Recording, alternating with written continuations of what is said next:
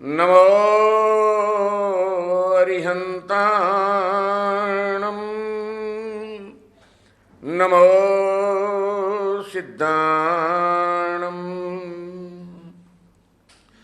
नमो आयर्याणं नमो वज्रायाणं नमो लोये सव्वसाहूणम्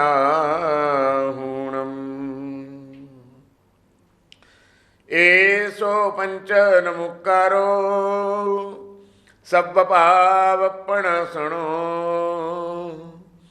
मंगलाणं च सव्वेसिं पठमं हवै मंगलम् मंगलं भगवान् वीरो मंगलं गौतम प्रभु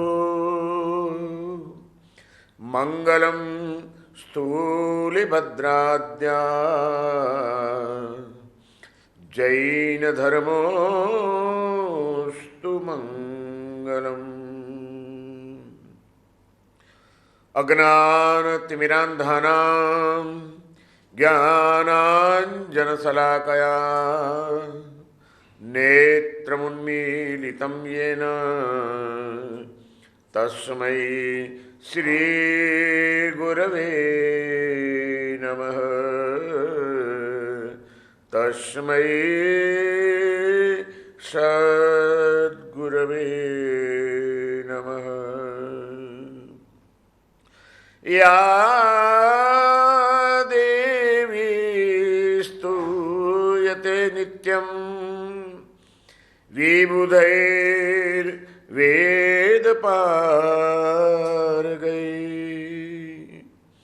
सा मे भवतु जिह्वाग्रे ब्रह्मरूपा सरस्वती ब्रह्मरूपा सरस्वती।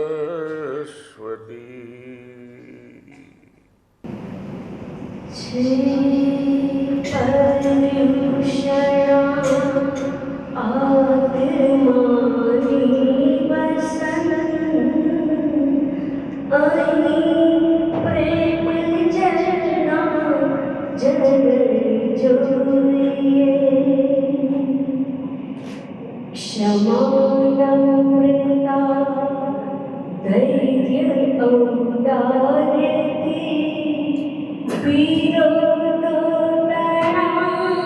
बस समन जोड़िए पर्युषण आत्मानी बसन प्रेम चलना जननी जोड़िए अनेकांत दर्शन मावीरे बताने समावेश आकाश नवादने पकड़ी जगड़िए हवे नवादने पकड़ी जगड़िए हवे चलो गाइए के गगन जोड़िए चलो गाइए के गगन जोड़िए पर्युषण आत्मानी बसन प्रेम जलना जननी जोड़िए स्याद्वादना सप्तरंगो रचे इंद्रधनु मलिना आकाशमां आराध्य वाचे जो पर्युषण आराध्य वाचे जो पर्युषणा समभावनो आजीवन जोइए समभावनो आजीवन जोइए जी पर्युषणा आत्मानी बसन आई प्रेम जलना जगनी जोई अशांति बदे वाद विवाद दी आने बेदना ये पड़े बेदनी अशांति बदे वाद विवाद दी आने बेदना ये पड़े बदी खोज मुकड़े नहीं शास्त्र की बदी खोज मुकड़े नहीं शास्त्र की अनुभवन स्थिरीकरण जोइए अनुभवन स्थिरीकरण जोइए जे पर्युषणा आत्मानी बसन आई प्रेम जलना जगनी जोइए अरिहंत ने सिद्ध ना ध्यानती बने शांत रस माज तरवाण मन अरिहंत ने सिद्ध ना ध्यानती बने शांत रस माज तरवाण मन टूटी जिंदगी नो तो प्रत्येक दिन टूटी जिंदगी नो तो प्रत्येक दिन जब वो आकर वारिस समझोए टूटी जिंदगी नो तो प्रत्येक दिन जब वो आकर वारिस समझोए जी पर्युषणा आत्मानी बसन आई प्रेम जलना जगनी जोइए क्षमा नम्रता धैर्य औदार्य थी विरोधना बस समझ जोइए विरोधना बस समझ जोइए पुरीमचरिमाण कप्पो मंगलम वर्धमान तीर्थम में यह परिकैया जिणगण हराई थेरावली चरियम।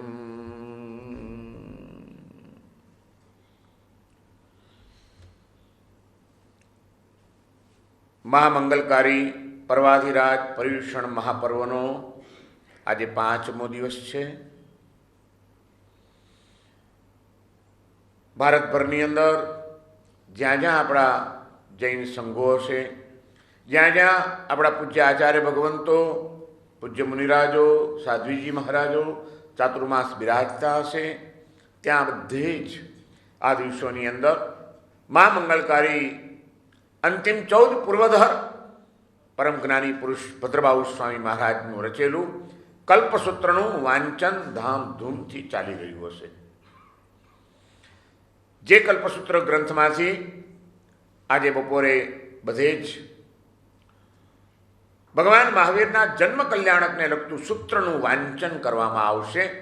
અને એ વાંચન કરતા પહેલા એ મહાવીરનો આત્મા જે રત્નકુક્ષી માતાની કુક્ષીમાં અવતર્યો હતો 10મા દેવલોકમાંથી, એ ત્રિશલા માતા જે 14 દિવ્ય સ્વપ્ન નિહાળે છે, એ સ્વપ્નના દર્શન કરાવવાના, એ સ્વપ્નને ઝુલાવવાના, એ સ્વપ્નને માથે લાવીને ત્રિશલા માતાની પાસે પધરાવવાના કાર્યક્રમો આજે બધે જ યોજાતા હશે.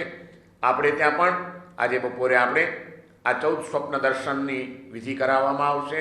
અને ત્યારબાદ કલ્પસૂત્ર ગ્રંથમાંથી ભદ્રબાહુ સ્વામીના એ જન્મ કલ્યાણકને લગતું સૂત્ર, એ સૂત્રનું વાંચન કરી અને એનું અર્થબોધન કરાવવામાં આવશે. આવું મહામંગલકારી કલ્પસૂત્ર જે અત્યારે અહીં આગળ આપણી સંસ્થાના જ એક ટ્રસ્ટી ભરતભાઈ શેઠ પરિવારે લાભ લઈને સકળ સંઘને અહીંયા વાંચન માટે વરાવવાનો લાભ લીધો અને આ કલ્પસૂત્ર ગ્રંથ અહીં આગળ આપણે ત્યાં આવ્યો છે. મહામંગલકારી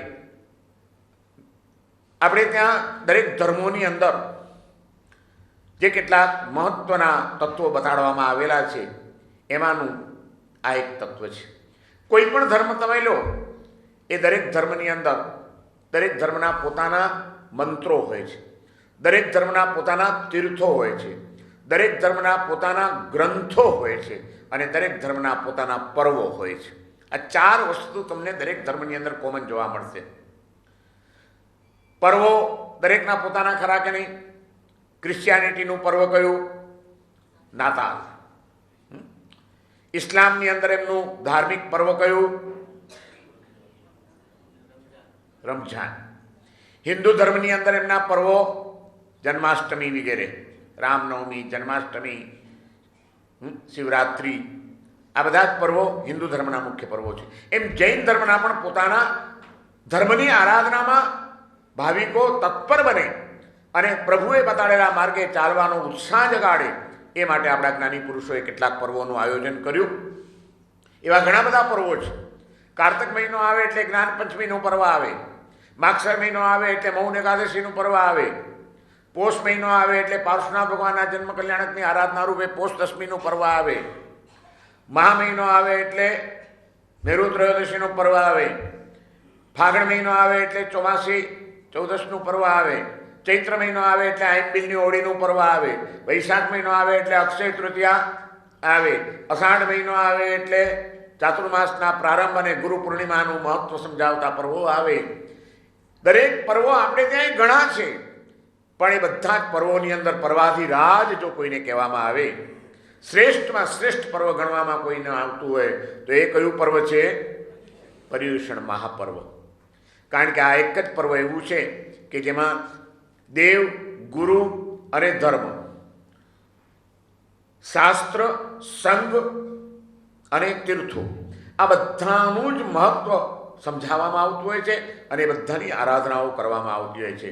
તપ હોય, ત્યાગ હોય, ગુરુ ભક્તિ હોય, પ્રભુ ભક્તિ હોય, પ્રતિક્રમણાદિ ધર્મ ક્રિયાઓ હોય, સર્વાંગીણ આરાધનાઓ જો કોઈ એક જ પર્વની અંદર સમાવી દેવામાં આવી હોય તો એ કદાચ એક પર્વાધિરાજ પર્યુષણ મહાપર્વ છે.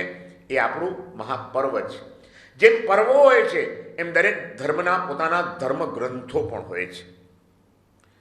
ક્રિશ્ચિયાનિટીની અંદર એમનો ધર્મ ગ્રંથ કયો? બાઇબલ. કુરાન એ ઇસ્લામ ધર્મનો ગ્રંથ છે. ગીતા, પુરાણ, ભાગવત આ બધા હિન્દુ ધર્મના ગ્રંથો છે. એમ જૈન ધર્મના પણ પોતાના આગવા ગ્રંથો છે. એ આપણા ગ્રંથો જે છે જૈન ધર્મના, જેમાં ભગવાન મહાવીરની વાણી સંકલિત કરવામાં આવેલી છે, એ ગ્રંથોને આગમ સૂત્ર કહેવામાં આવે છે. અને એવા 45 આગમો વર્તમાન કાળમાં વિદ્યમાન છે. એટલે આગમ તો 45, ગ્રંથો ઘણા, પણ એ બધાની અંદર ગ્રંથાધિરાજની જો કોઈને ઉપમામાં આપવામાં આવેલી હોય તો એ છે આ કલ્પસૂત્ર. એ ગ્રંથાધિરાજ છે, સર્વશ્રેષ્ઠ ગ્રંથ છે. કારણ કે આ એક એવો ગ્રંથ છે કે જેની અંદર કલ્પ એટલે આચારને લગતા સૂત્રો બતાડવામાં આવેલા છે. એ આચાર ધર્મ જેમણે બતાડ્યો એવા ભગવાન મહાવીરનું વિસ્તૃત રીતે જીવન ચરિત્રમાં આલેખિત કરવામાં આવેલું છે. એની સાથે સાથે મહાવીરની પહેલાંના તીર્થંકરો જેમાં મુખ્યત્વે જે વિશિષ્ટ ઘટનાઓથી સંકળાયેલા છે એવા આદિનાથ ભગવાનનું જીવન ચરિત્ર, નેમનાથ ભગવાનનું જીવન ચરિત્ર, પાર્શ્વનાથ ભગવાનનું જીવન ચરિત્ર પણ વિસ્તૃત રીતે વર્ણન કરવામાં આવેલું છે. બાકીના બીજા કયા કયા તીર્થંકરો ક્યારે ક્યારે થયા એમના નામોલ્લેખ સાથે એ સૌને પણ વંદના કરવામાં આવેલી છે. અને ત્યાર પછી એમાં ભગવાન મહાવીર દેવની પાઠ પરંપરામાં કયા કયા મહાન આચાર્યો થયા એનું પટ્ટાવલીનું પણ વ્યાખ્યાનામાં ગોઠવવામાં આવેલું છે, જે આપણા બધા જ આચાર્ય ભગવંતો વાંચતા હોય છે. અને છેલ્લે સ્થવિરાવલીનું ચરિત્ર, ચાતુર્માસમાં રહેલા સાધુ સાધ્વીજીઓના શું શું આચારો હોય છે અને એમાં જ્યારે પર્યુષણ પર્વ આવે ત્યારે આરાધકોએ શું શું કર્તવ્યો કરવા જોઈએ એનું અદ્ભુત વર્ણન પણ આ કલ્પસૂત્રના અંતભાગની અંદર કરવામાં આવેલું છે. આમ અનેકવિધ આચારો અને આપણા પૂજનીય તીર્થંકરો, આપણા પૂજનીય ગુરુ પરંપરામાં થયેલા મહાન આચાર્યો એ બધાનું સ્મરણ કરાવતું, એ બધાને વંદના કરાવતું સૂત્ર હોય તો એ આ કલ્પસૂત્ર છે. અને આવા મહામંગલકારી કલ્પસૂત્ર એને અહીં આગળ આજે વહોરાવીને સકળ સંઘને દર્શન માટે પધરાવવામાં આવ્યું છે. એમાંથી આજે બપોરે ભગવાન મહાવીરના સૂત્રનું વાંચન કરવામાં આવશે. આ આપણો એક આપણા તીર્થો ઘણા, પણ એમાં દરેક ધર્મના જેમ તીર્થો હોય છે. ઇસ્લામને માટે એમનું ધર્મ તીર્થ કયું? Mecca, Medina. ક્રિશ્ચિયાનિટીની અંદર એ લોકોનું ધર્મ તીર્થ કયું? Vatican city. અને જ્યુઇશની અંદર જોવા જાવ તો જેરુસલેમ. એ જ રીતે હિન્દુઓના ધર્મ તીર્થો કયા? ચારધામ. એમ જૈનોના પણ તીર્થો કયા? જૈનોના તીર્થો ભારતભરની અંદર ફેલાયેલા છે, સર્વત્ર ફેલાયેલા છે. કોઈ રાજ્ય એવું નહીં હોય કે જ્યાં આગળ તમને જૈન ધર્મના જિનાલયો જોવા ન મળે, પ્રાચીન જિનાલયોના દર્શન કરવા ન મળે. એવા આપણા તીર્થો ઘણા, પણ એ બધા તીર્થોની અંદર શ્રેષ્ઠ તીર્થમાં જો કોઈને ગણવામાં આવતું હોય તો એ કયું છે? તીર્થાધિરાજ કોણ છે? શત્રુંજય. જ્યાં આદિનાથ ભગવાન પૂર્વ 99 વાર સમોસર્યા એ શત્રુંજય. તીર્થો ઘણા પણ તીર્થાધિરાજ શત્રુંજય. ગ્રંથો ઘણા પણ ગ્રંથાધિરાજ કલ્પસૂત્ર. મંત્રો ઘણા પણ મંત્રાધિરાજ નવકાર મંત્ર. અને ગ્રંથો ઘણા પણ ગ્રંથાધિરાજ કલ્પસૂત્ર. દરેક ધર્મના ગ્રંથો હોય છે, દરેક ધર્મના તીર્થો હોય છે, દરેક ધર્મના મંત્રો હોય છે અને દરેક ધર્મના પર્વો હોય છે. પર્વો બી ઘણા પણ પર્વાધિરાજ પર્યુષણ, ગ્રંથો ઘણા પણ ગ્રંથાધિરાજ કલ્પસૂત્ર, મંત્રો ઘણા પણ મંત્રાધિરાજ નવકાર મંત્ર અને તીર્થો ઘણા પણ તીર્થાધિરાજ શત્રુંજય. આ ચારે તત્વો દરેક ધર્મ પરંપરામાં હંમેશા ચાલતા આવ્યા છે. અને એમાં આપણું સદભાગ્ય કે આપણે એક એવા ધર્મની સાથે જોડાયેલા છીએ કે જે ધર્મ સર્વજ્ઞ પ્રભુ દ્વારા પ્રરૂપિત છે, જે ધર્મના સિદ્ધાંતો વૈજ્ઞાનિક છે, વ્યવહારુ છે અને દરેક ભૂમિકાના જીવોને માટે યોગ્ય માર્ગદર્શન આપીને જીવ માત્રનું કલ્યાણ કરનારો જે ધર્મ છે, એવા જૈન ધર્મની સાથે, જિનેશ્વર પ્રભુએ પ્રવર્તાવેલા ધર્મની સાથે આપણો એક સંબંધ જોડાયેલો છે. અને જે ધર્મની સાથે આપણો સંબંધ જોડાયેલો હોય એ ધર્મની ધરોહર શું હતી, એ ધર્મની પરંપરાને કેવી કેવી રીતે આચાર્યોએ આગળ વધારેલી છે, એની જો આપણને કોઈ માહિતી ન હોય, એનો કોઈ ખ્યાલ ન હોય અને એ બધાના કારણે એનું કોઈ ગૌરવ આપણને ન હોય, એમાંથી પ્રાપ્ત થતી પ્રેરણાઓ ઝીલતા જો આપણને આવડતી ન હોય તો એ આપણું સદભાગ્ય કહેવાય કે દુર્ભાગ્ય કહેવાય? આપણને ભગવાન મહાવીરે જે ધર્મ પ્રવર્તિત કર્યો આપણા વર્તમાન યુગની અંદર અંતિમ 24મા તીર્થંકર તરીકે, એ પ્રભુ મહાવીરની ધર્મ પરંપરામાં કેવા કેવા કેવા કેવા મહાન આચાર્યો થયા છે, એ આપણી ધરોહર કઈ આપણને ચાલી આવી છે, કોનો વારસો આપણને મળ્યો છે, એનું કોઈ ગૌરવ અને એના કોઈ ખ્યાલ છે ખરા આપણને? આ પર્વાધિરાજ પર્યુષણના દિવસોની અંદર આવા એક એક મહામુનિઓને આપણે વંદના કરતા ચાલ્યા છીએ. આ વખતે સૌથી પહેલે દિવસે આપણે સિદ્ધર્ષિ ગણી, જેમણે ઉપમિતિ ભવ પ્રપંચ નામનો અદ્ભુત ગ્રંથ આ સકળ સંઘને ભેટ આપ્યો, એ ઉપમિત સિદ્ધર્ષિ ગણીના જીવનને આપણે થોડુંક જાણવાનો પ્રયત્ન કર્યો. બીજે દિવસે આપણે સમતાના સાગર અને પર્યુષણનો જે પ્રાણ છે ક્ષમાપના, એ ક્ષમાપનાને સાંગોપાંગ ચરિતાર્થ કરનાર એવા મહામુનિ મેતારજ મુનિને આપણે વંદના કરી. ત્રીજે દિવસે આપણે આગળ વધીએ અને આપણી સામે આવે છે, બોલો કોણ હતું? યાદ છે ખરું? મહામુનિ નંદીસેન, જેમણે પતન અને ઉત્થાનનો એક જ્વલંત ઇતિહાસ આપણી સામે રજૂ કરી દીધો. પ્રભુ પામ્યાની ખુમારી કેવી હોવી જોઈએ, અને એ પ્રભુ પામ્યાની ખુમારીની સામે કદાચ કોઈક આવીને કે તારા ભોગાવલી કર્મ બાકી છે, રેવા દે નંદીસેન, અને તે વખતે એ ખુમારી એમ કહી શકે કે કર્મ તો જળ છે, હું ચૈતન્ય સ્વરૂપ પરમાત્માના શરણે જઉં છું. કર્મ મને શું કરશે? કર્મ મને શું પછાડશે? હું કર્મને પછાડીશ. પ્રભુના અનંત અનંત આશીર્વાદ મારી સાથે છે. આ ખુમારી જગાડતા મહામુનિ નંદીસેનને ત્રીજે દિવસે આપણે વંદના કરી. અને ગઈકાલે ચોથા દિવસે ચડતી પડતીનો અને નિમિત્તોની અસર કેવી જીવો ઉપર થતી હોય છે એની પ્રેરણા જગાડતા પુંડરીક મુનિ અને કંડરીક મુનિના જીવનની અંદર આપણે થોડુંક ડોક્યું કર્યું.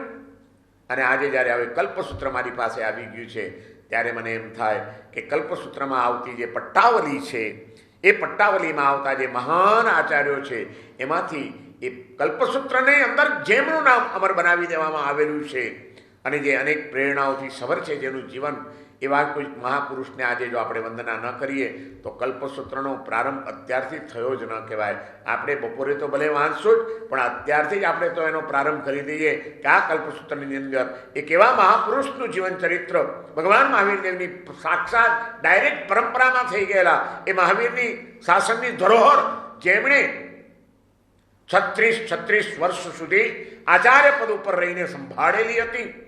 44 વર્ષ સુધી સંયમ જીવન પાડીને ગુરુ નિશ્રામાં રહીને સાધના, તપ, ત્યાગ અને જ્ઞાન પ્રાપ્તિનો જબરજસ્ત પુરુષાર્થ કર્યો. અને ત્યારબાદ 36 વર્ષ સુધી આચાર્ય પદ જૈન સંઘનું નેતૃત્વ જેણે સંભાળ્યું. 44 અને 36 કેટલા થયા?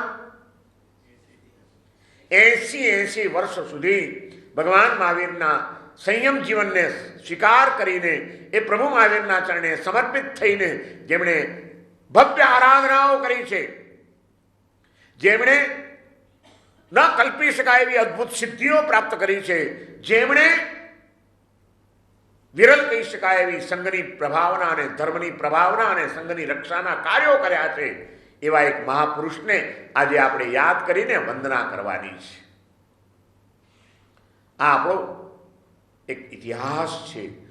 અને મેં એક ઠેકાણે વાંચ્યું હતું, એક વિદ્વાન વિદેશી લેખકે લખ્યું હતું કે મિથ વિનાનો માનવી એ મૂળિયા વિનાના ઝાડ જેવો છે, જેની પાસે કોઈ પોતાની પરંપરા, પ્રાચીન કાળનો ઇતિહાસ નથી, જેની પાસે એ ઇતિહાસ જેની પાસે જળવાયેલો નથી, એ મૂળિયા વિનાના ઝાડ જેવો છે એ સમાજ.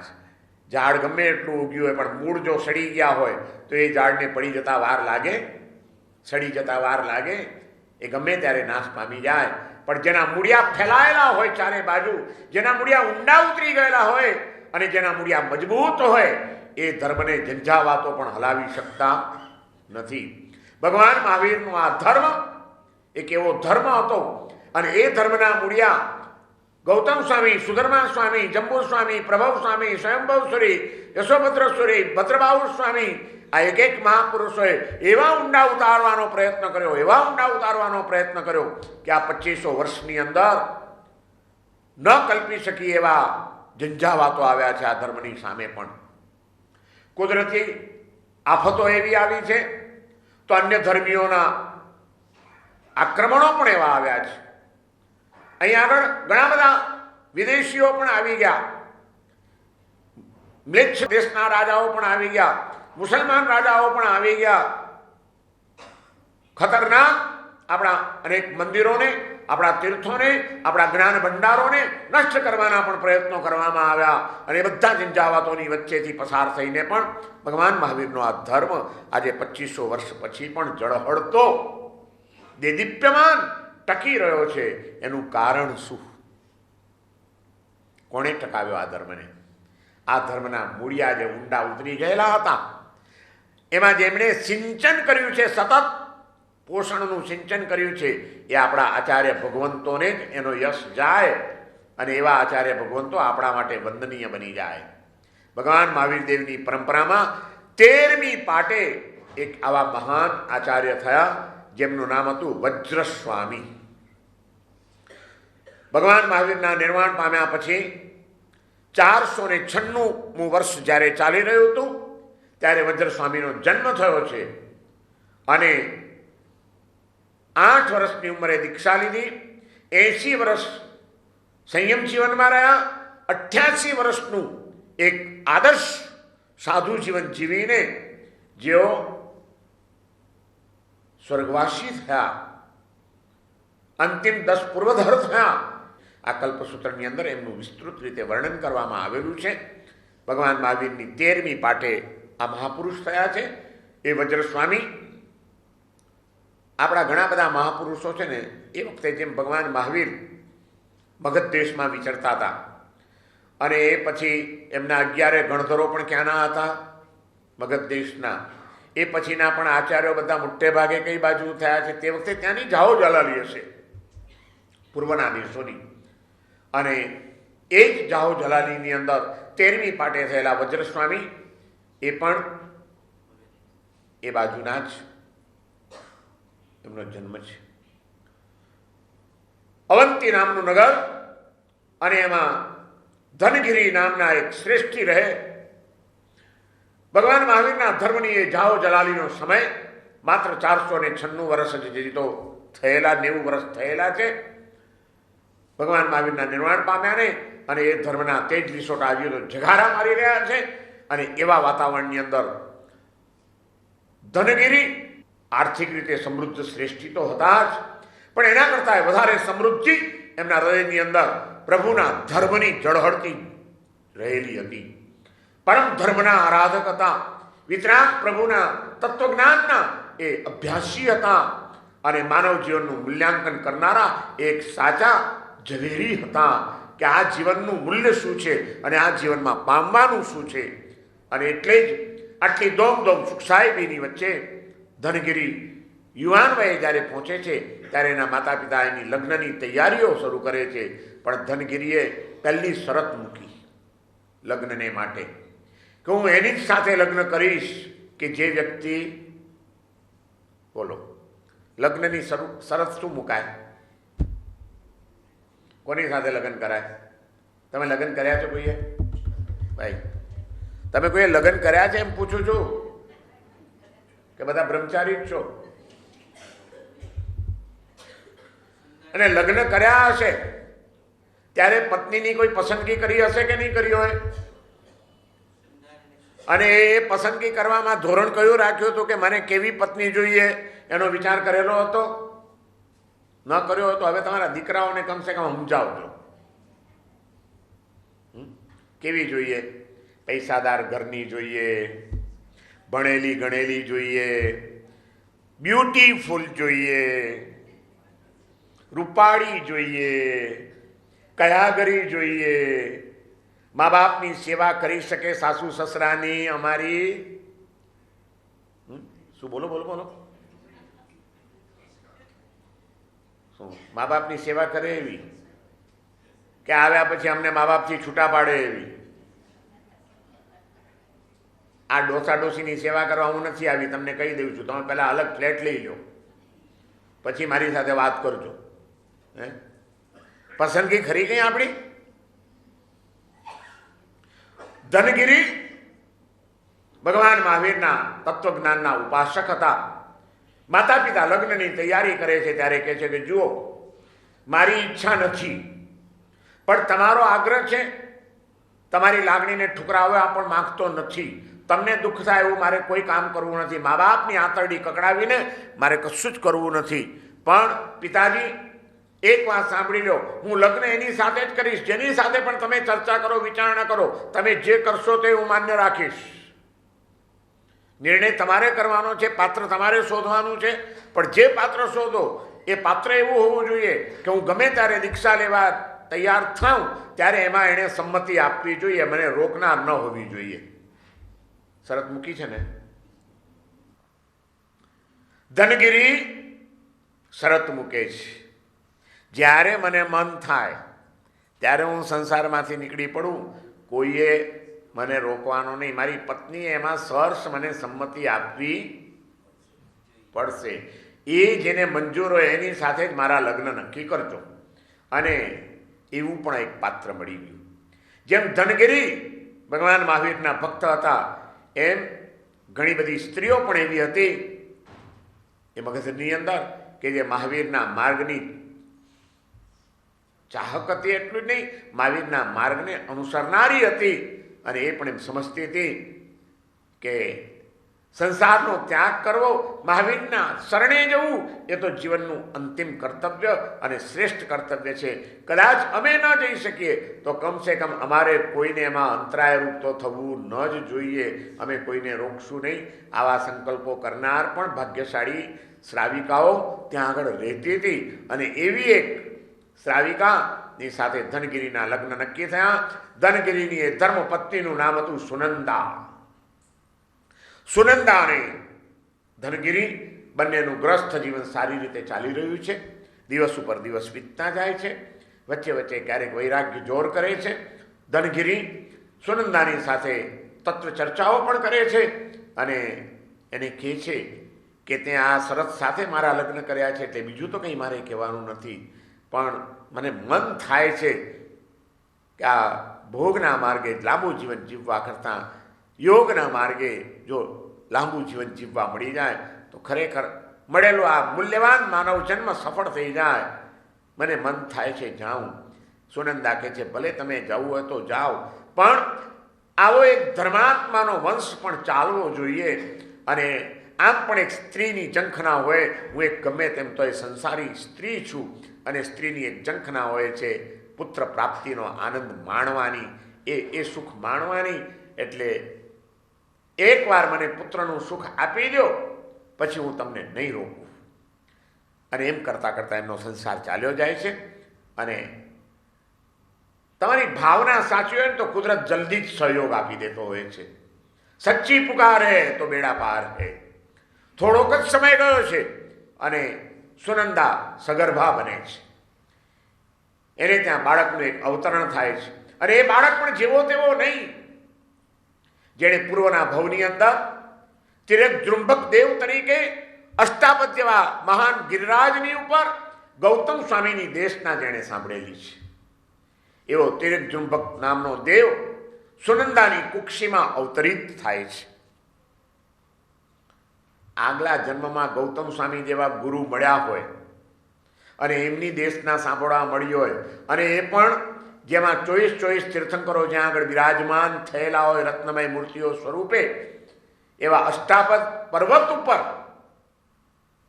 જેને ગૌતમ સ્વામી દેશના સાંભળેલી હોય અને એના કારણે જે ઉત્કૃષ્ટ દેવગતિને પામેલો હોય, એ આત્મા પણ કેટલો મહાન હોય. અને મહાન આત્માઓને ત્યાં હંમેશા મહાન આત્માઓ અવતરતા હોય છે. પુણ્યશાળી આત્માઓને ત્યાં જ આવા દિવ્ય પુત્ર રત્નોની પ્રાપ્તિ થતી હોય છે. સુનંદાના ગર્ભની અંદર આ તિરક જૃંભક નામનો દેવ પુત્ર રૂપે ચવન થાય છે એનું.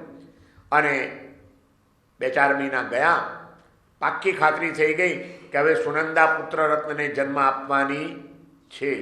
વચનથી બંધાયેલા ધનગીરી સુનંદાની જે માંગણી હતી કે એકવાર મને માતા થવાનું સદભાગ્ય આપી દો, પછી તમારે જવું હોય તો જજો. પણ ધનગીરીને પુત્રના મોઢવા જોવાનો પણ મોહ નથી રહ્યો. મહાવીરના ચરણોમાં રહેવાનો જે આનંદ છે, એ આનંદ માટે દિલ તડપી રહ્યું છે. મેં તમને એક દિવસ હમણાં પ્રવચનમાં કહ્યું હતું કે ધર્માત્માને ઈષ્ટ કદાચ બધું જ હોય, પણ પરમ ઈષ્ટ શું હોય? પરમાત્મા. સંસારના તમામ સુખો ઈષ્ટ હોય, ગમે મેળવવા જેવા લાગે, પણ જ્યારે પરમ ઈષ્ટનો સંયોગો મળી જાય ત્યારે ઈષ્ટનો ત્યાગ સહજ રીતે થઈ જાય. પુત્રનો આનંદ એ ઈષ્ટ છે, પણ પરમાત્માના ચરણો પરમ ઈષ્ટ છે. અને એવા પરમાત્માના ચરણ જો મળી જતા હોય, પરમાત્માના માર્ગે ચાલ્યા જતા કોઈ સદગુરુના ચરણ જો મળી જતા હોય, તો ત્યાં આગળ બધું જ અર્પણ કરવાનું મન થયા વિના રહે નહીં. અને એટલામાં જ એ જ અવંતીની અંદર એક આચાર્ય ભગવાન પધારે છે. સિંહગીરી એમનું નામ છે. સિંહગીરી નામના મહાન આચાર્ય ભગવાન ત્યાં આગળ પધારે છે અને ધનગીરી એમની દેશના સાંભળવા ગયા છે. વૈરાગ્ય તો જળહળતો હતો જ.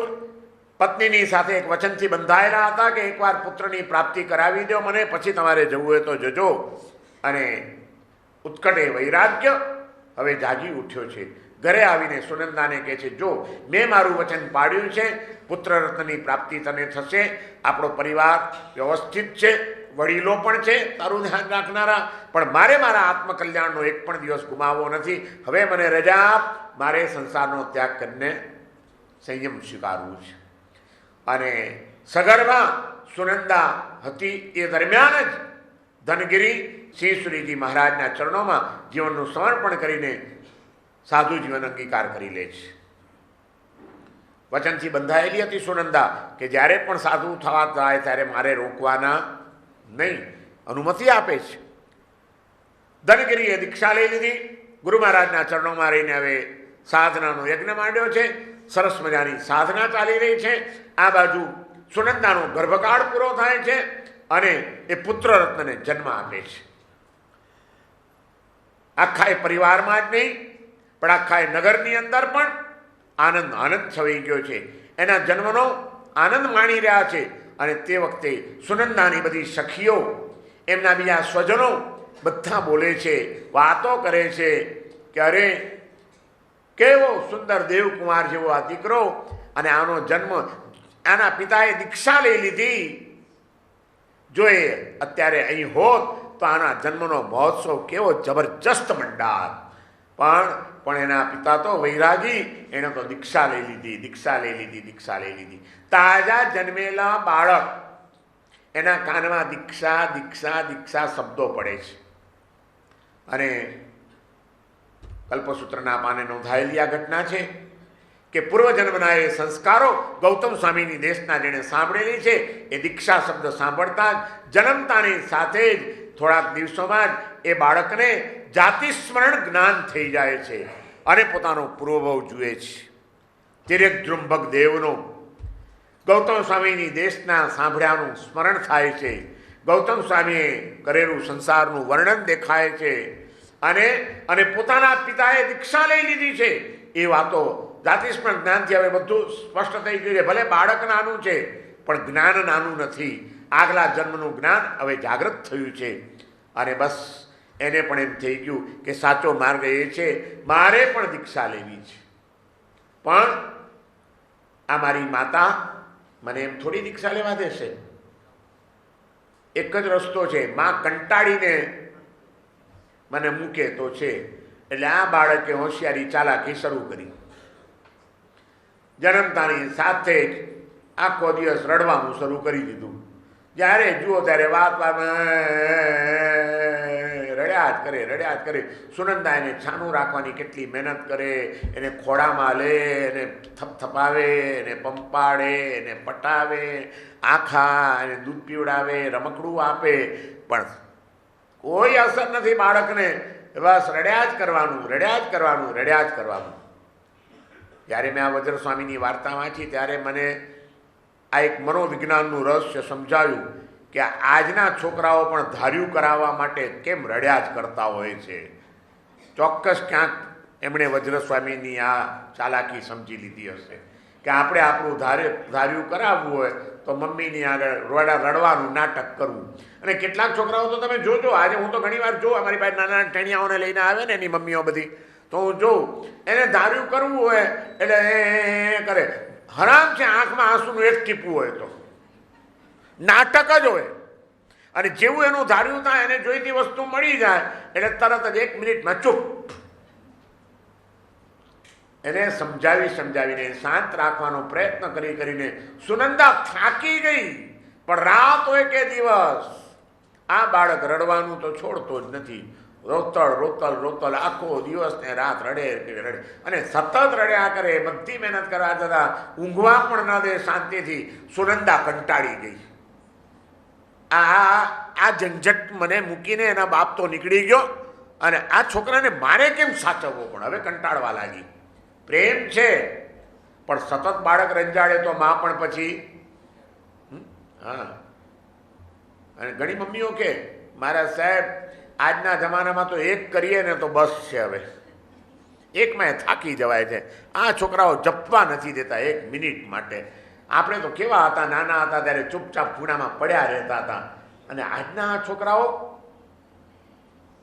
ઓવર એક્ટિવ, હાઈપર, સતત હાઈપર, એક મિનિટ શાંતિથી બેસે નહીં, સતત એ લોકોની ડિમાન્ડ ઊભી હોય, સતત એ લોકોના કકડાટ ઊભા હોય. બસ મને આ જોઈએ ને મને આ જોઈએ ને મને આમ કરવું છે ને મને તેમ કરવું છે ને મને ઉપર બેસાડ ને મને નીચે ઉતાર ને. ગમે એવી મમ્મીઓ થાકી જાય એવી અત્યારની પરિસ્થિતિ છે. વજ્ર સ્વામી સતત રડ્યા કરે છે, સતત રડ્યા કરે છે, સતત રડ્યા કરે છે. માં એની કંટાળી ગઈ, વિચાર કરે છે કે આને હવે હું કેવી રીતે ઉછેરી શકવાની હતી. જો નથી ને હવે આ પહેલાં એના પતિ તો વિહાર કરીને નીકળી ગયા છે ગુરુ મહારાજની સાથે, પણ આ વિચાર કરે છે કે હવે તો હું થાકી ગઈ છું. એનો બાપ સાધુ કદાચ આવી ચડે વિહાર કરીને તો એમને કહું કે લઈ જાઓ તમારો છોકરો, આવો રોતડ છોકરો મને નથી જોઈતો. અને કુદરતનું કરવું. થોડોક સમય ગયો, સિંહગીરીજી મહારાજ વિહાર કરતા કરતા કરતા કરતા એ જ નગરમાં આવી ચડે છે. મધ્યાહનનો સમય થયો છે. ધનગીરી મુનિ ગોચરી વરવા માટે નીકળે છે. ત્યારે જ્ઞાની હતા ગુરુ, સમર્થ જ્ઞાની હતા. ધનગીરીને બોલાવે છે કે ધનગીરીજી અહીં આવો, આજે તમે ગોચરી વરવા જાઓ છો તો જોડી જરાક મોટી લઈને જજો. અને આજે ગોચરીમાં સચિત કે અચિત જે મળે તે વરી આવજો. સચિત એટલે જીવંત, અચિત એટલે સાધુ મહારાજને કલ્પે એવી લીલોતરી વગેરે સીધું ન લે મારા સાહેબો, સમારવું પડે તમારે પહેલાં 2 ઘડી પહેલાં, તો કે અચિત કહેવાય. તો ગુરુ મહારાજ કહે છે કે આજે તમને ગોચરીમાં સચિત કે અચિત જે મળે તે લઈ આવજો અને જોડી મોટી લઈને જજો. ધનગીરી તો સમર્પિત હતા. ગુરુએ કીધું એટલે પછી લાંબો ચોડો વિચાર કરવાનો. ગુરુએ કીધું મોટી જોડી લઈ જાઓ તો લઈ જવાની, ગુરુએ કીધું જે મળે તે વોરી લાવજો તો વોરી લાવવાનું. પછી એમાં ગુરુ મહારાજને પૂછાય નહીં કે સાહેબ કેવડી મોટી લઈ જવું, એટલે કોણ આવવાનું છે મારી જોડીમાં, પૂછવાનું તો મન થાય કે નહીં. સમર્પણ કોનું નામ? ગુરુ પ્રત્યેનું સમર્પણ કેવું હોય. ગુરુએ કીધું પછી આપણે આપણું મગજ નહીં ચલાવવાનું. એક વાત સમજી રાખવાની કે આપણા ગુરુ આપણા કરતાં વધુ જ્ઞાની છે, આપણા ગુરુ આપણા કરતાં વધુ અનુભવી છે, આપણા ગુરુ આપણા કરતાં વધુ આગળ વધેલા છે. એ કંઈ પણ કહેતા હશે તો એની પાછળ પણ કોઈક મારું કલ્યાણ કરવાની, મારી હિત બુદ્ધિની જ ભાવના હશે. પછી એમાં ખોટી દલીલો કરવાની નહીં. અમને તો નાનપણથી આ સંસ્કાર આપવામાં આવતા હતા. અમારા બીજા આચાર્ય ભગવંતો ભુવન શ્રીજી મહારાજ, ત્રિલોચન શ્રીજી મહારાજ, આ બધા મહાપુરુષો અમને બાલમુનિઓને સ્પેશિયલ વાંચનાઓ આપતા અમે નાના હતા ત્યારે. અને ત્યારે અમને આ કહેવામાં આવતું હતું કે જો ગુરુ મહારાજ આપણને કંઈ પણ કહે તો તહતથી કહેવાનું, કોઈ દલીલ કરવાની નહીં. ગૌતમ સ્વામી જેવા, ગૌતમ સ્વામી 4 જ્ઞાનના ધણી ભગવાન મહાવીરને બોલાવીને કહેતા હતા ગૌતમ આમ કરી આવો, તો એ પૂછતા નહોતા કે પ્રભુ આજે જ જાઉં કાલે જવું તો નહીં ચાલે, દેવ શર્મા બ્રાહ્મણને પ્રતિબોધ પમાડી આવો.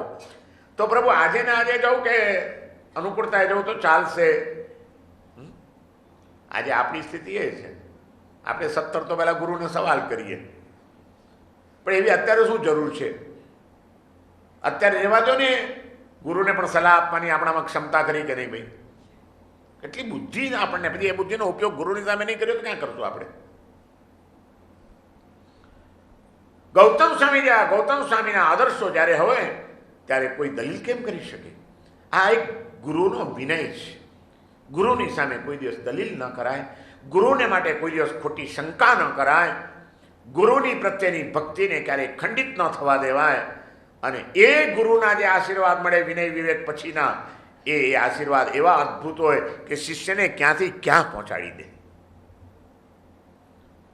ગુરુ ભક્તિ એક બહુ મહત્વનું અંગ છે. ધનગીરી ગોચરી વરવા માટે નીકળે છે અને સિંહગીરીજી મહારાજ એમને કહે છે કે આજે જરા મોટી જોડી લઈને જજો અને જે મળે તે લઈ આવજો, વરી આવજો. અને ધનગીરીજી નીકળતા નીકળતા એમના જ સંસારી ઘરે ગોચરી વરવા માટે પહોંચી જાય છે. અને ધર્મલાભ આપીને જ્યાં દાખલ થયા ત્યાં પેલી એની પત્ની સુનંદા આ બાળક રડી રડી રડી રડીને 6 મહિનાનું થઈ ગયું છે, થાકી ગઈ છે, કંટાળી ગઈ છે, વિચારતી હતી કે એનો બાપ આવે તો કહું કે લઈ જવા તમારા છોકરાને, હું હવે થાકી. અને બરાબર આવી ગયા ધનગીરી. અને પેલી તરત સુનંદા કહે છે, તમે તો ચાલ્યા ગયા મારી ઉપર આ બધી જવાબદારી મૂકીને, પણ આ છોકરાએ તો મારી ઊંઘ આરામ કરી નાખી છે, હું થાકી ગઈ આનાથી, હવે તમે આને લઈ જાઓ, તમારું છોકરું છે, તમે લઈ જાઓ. ત્યાં ધનગીરીને યાદ આવે છે ગુરુ મહારાજે કીધું હતું કે મોટી જોડી લઈને જજો. 6 મહિનાના ટેણિયાને નાખવા માટે જોડી તો મોટી જોઈએ જ.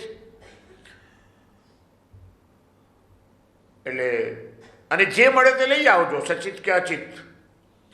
એટલે તરત તૈયાર તો થઈ ગયા, પણ એ સુનંદાને કહે છે કે જો સમજીને આપજે, એકવાર અમને વરાવ્યા પછી એ ચીજ પાછી લેવાય નહીં, પછી તું પાછી માંગવા આવશે તો પછી મળશે નહીં. હા, મારે જોઈતો જ નથી, હું તો થાકી ગઈ છું, 6 મહિનાથી મારું માથું ખાઈ ગયો છે, તમે લઈ જાઓ એને, લઈ જાઓ.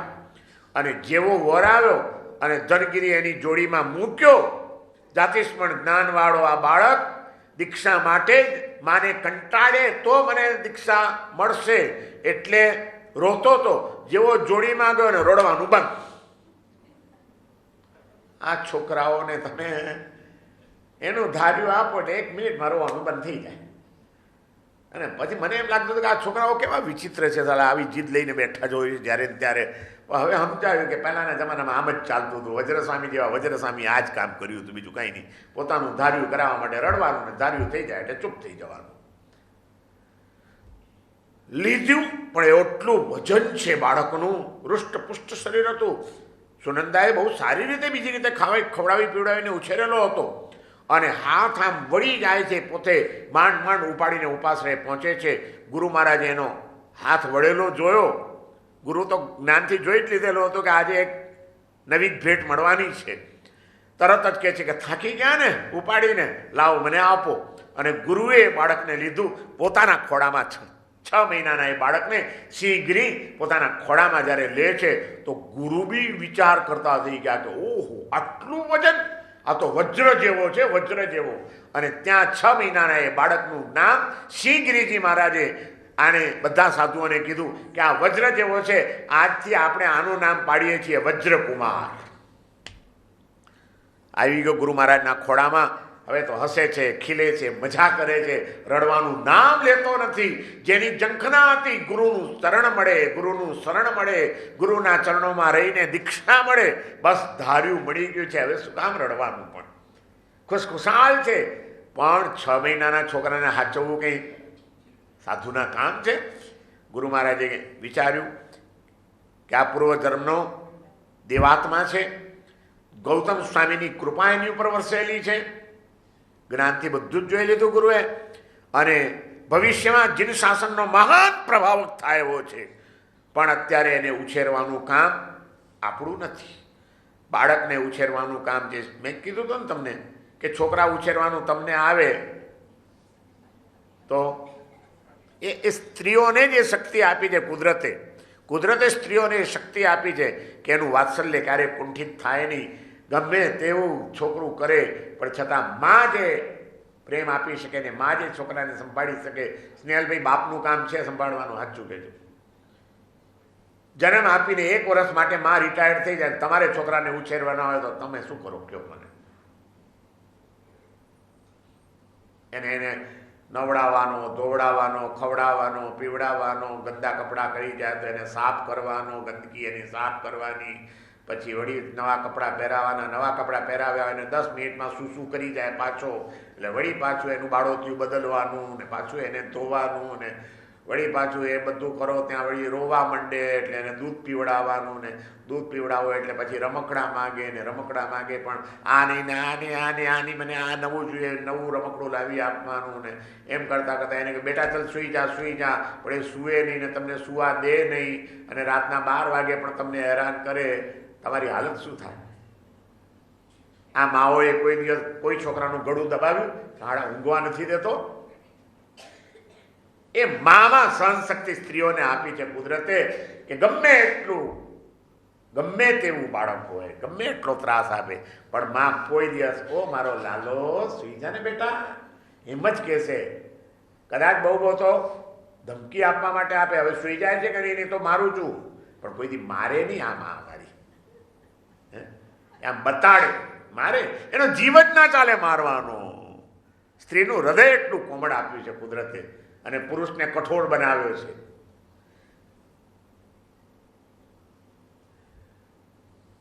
વજ્રસ્વામીને ઉછેરવા કંઈ નાની વાત તો નથી. 6 મહિનાના છે હજી તો. એટલે સાધ્વીજી મહારાજોને બોલાવે છે ગુરુ મહારાજ અને એને કહે છે કે આ બાળક આપણે લઈ લીધેલું છે, એની માએ આપણને વરાવી દીધેલું છે, હવે એની જવાબદારી અમારી છે. તમે લઈ જાઓ તમારા ઉપાશ્રયની અંદર અને જે શ્રાવિકાઓ આવતી હોય ઘણી બધી, એ શ્રાવિકાઓને કહેજો કે એનું બરાબર ધ્યાન રાખે, એને માટે ગોળીઓ મંગાવી લો અને ગોળીઓ રાખો તમારા ઉપાશ્રયની અંદર.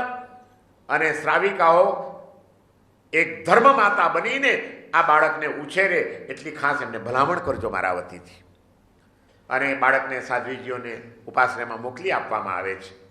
ત્યાં શ્રાવિકાઓ દોડીને સરસ મજાનું ગોળિયું લઈ આવે છે. ગોળિયામાં વજ્રકુમારને સુડાવી દેવામાં આવે છે અને રોજ શ્રાવિકાઓ આવીને એને નવડાવવાનો, એના કપડાં બદલવાના, એને દૂધ પીવડાવવાનું બધું કામ કરતી રહે છે. અને વજ્રકુમાર ધીમે ધીમે ધીમે ધીમે આનંદથી હસતા અને ખીલતા ઉછરી રહ્યા છે. એ જ નગરમાં છે. અને સુનંદા પણ ધર્મિષ્ઠ હતી શ્રાવિકા, એ પણ પ્રતિક્રમણ કરવા આવે, સામાયિક કરવા આવે. ધર્મના તો સંસ્કાર ધનગીરીએ આપેલા હતા અને ઉપાશ્રયમાં આવીને પોતાના બાળકને જુએ છે જે ત્યાં ઘરે એક દાડો 1 મિનિટ ચૂપ રહેતો નહોતો અને હવે તો ઘોડિયામાં રમે છે ને હસે છે ને ખીલે છે ને. એટલે વળી પાછો માનો જીવ લલચાયો. અરે આ તો હવે તો ડાયો થઈ ગયો છે, હવે આને ઘરે લઈ જવામાં વાંધો. પણ હવે શરમની મારી બોલી નથી શકતી. વટમાં ને વટમાં આપી દીધો છે એના બાપને, લઈ જાઓ મને નથી જોઈતો, હવે કેમ પાછો મંગાય. અને આ બાજુ આચાર્ય ભગવાન વિહાર કરી જાય છે. બીજી બાજુ થોડાક દિવસ ગયા પણ માનવ જીવ રહેતો નથી.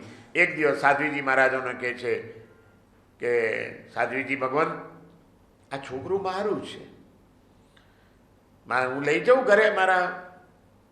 સાધ્વીજી મહારાજ કહે છે અમારો અધિકાર નથી, અમને તો ગુરુ મહારાજે સાચવવા આપ્યો છે, એને આપવો ના આપવો બધો અધિકાર ગુરુ મહારાજનો, અમારાથી અપાય નહીં. અમારે તો ગુરુ મહારાજની આજ્ઞા છે એટલે અમારે એને સાચવવાનો છે. એ રહેશે અહીંયા જ. તમે ભલે આવો, તમારે એને રમાડવો હોય તો રમાડી જાઓ, પણ અહીંથી બહાર જઈ શકશે નહીં.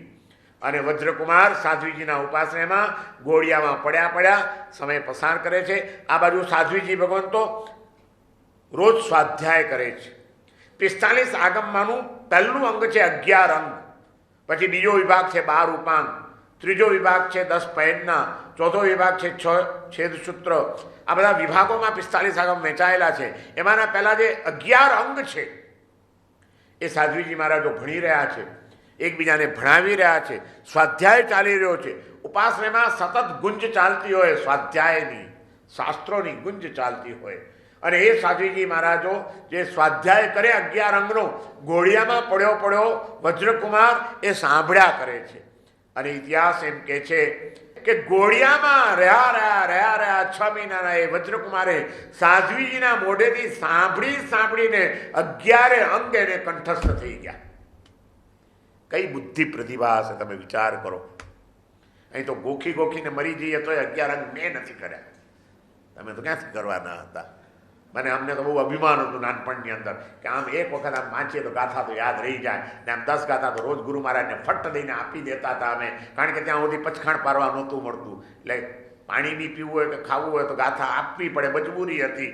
ગુરુની આજ્ઞા એવી હતી ને ગુરુની સામે દલીલ થતી નહોતી. ત્યારે આજે જો આજના જમાનાનો ઉછેલો હોત તો ગુરુ મહારાજને કહે કે જો સાહેબ મારાથી 10 ગાથા નહીં થાય, 5 કહેતા હો તો કરી દઉં, બાકી આ જુલમ હું સહન નહીં કરું. અત્યારના ચેલાઓ તો કહી દે તમને જે કરવું એ કરો, અમારાથી નહીં થાય.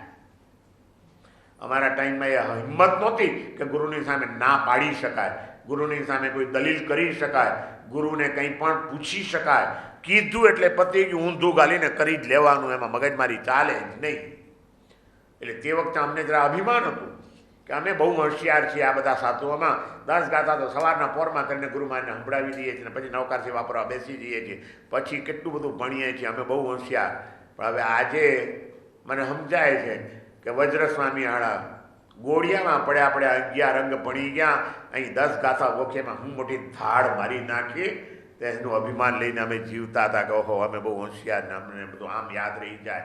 યાદ તો આને કહેવાય કે ગોળિયામાં રહેલો 6 મહિનાનું બાળક ફટાફટ કરતા 11 અંગ ભણી જાય. અને સુનંદાનો જીવ લલચાયા કરે છે. આ બાજુ સમય થોડોક વીતી ગયો. 3 મહિનામાં 11 અંગ ભણવાના. કઈ બુદ્ધિ પ્રતિભા હશે? કયા જ્ઞાનાવરણીય કર્મનો કેવો ક્ષોભ થયેલો હશે એનો? ગુરુ મહારાજ વિહાર કરતા કરતા કરતા કરતા પાછા એ નગર અને સુનંદા આવે છે ઉપાશ્રયમાં વંદન કરવા માટે. દીકરા પ્રત્યેનો પ્રેમ એવો ઉછાળા મારી રહ્યો છે. ધનગીરીને આવીને કહે છે, જુઓ છોકરું ખાલી તમારું નથી હો, આપણે બેયનું કહેવાય. પેલા એમ કહેતી તમારા છોકરા લઈ જાઓ. બેનો પરા પૂર્વથી ચાલુ આવ્યું છે. હા, તમે નામ કહેતા વાંધો ના આવે ને પાછો ખેંચી લેતા વાંધો ના આવે. એટલે સુનંદા કહે છે જો આપણા બેનો અધિકાર કહેવાય. અને તે વખતે બરાબર છે, હું જરા થાકી ગયેલી હતી, મારો મૂડ નહોતો ને મેં તમને આપી દીધો, પણ હવે મને મારું છોકરું પાછું જોઈએ છે. ધનગીરી કહે છે જો મેં તે જ વખતે તને કીધું હતું કે તું આપવું હોય તો સમજીને આપજે, એકવાર અમને વરાવ્યા પછી પાછું લેવાશે નહીં. અને તે કબૂલાત કરી હતી. હવે અમારાથી પાછું અપાય નહીં, છતાં વધારે હું કંઈ ન કહી શકું. ગુરુ મહારાજને ઠીક લાગે તો આપે, પણ આપશે નહીં ગુરુ મહારાજ, કારણ કે અમારો આચાર છે કે એક વખત જે ચીજ વરી લીધી એ પાછી ગ્રસ્તને અપાય નહીં. સુનંદાએ ઘણી માથાકૂટ કરી. ધનગીરી એકના બે નથી થતા. અને હવે પુત્રનો મોહ એવો ઉછાળા મારી રહ્યો છે કે એણે વિચાર કર્યો કે કંઈ નહીં, રાજા પાસે ફરિયાદ કરીને ન્યાય તોડાવું અને રાજાની પાસેથી મારો અધિકાર મેળવીને મારા છોકરાને પાછો લઈ દઉં. એટલે રાજા પાસે ગઈ.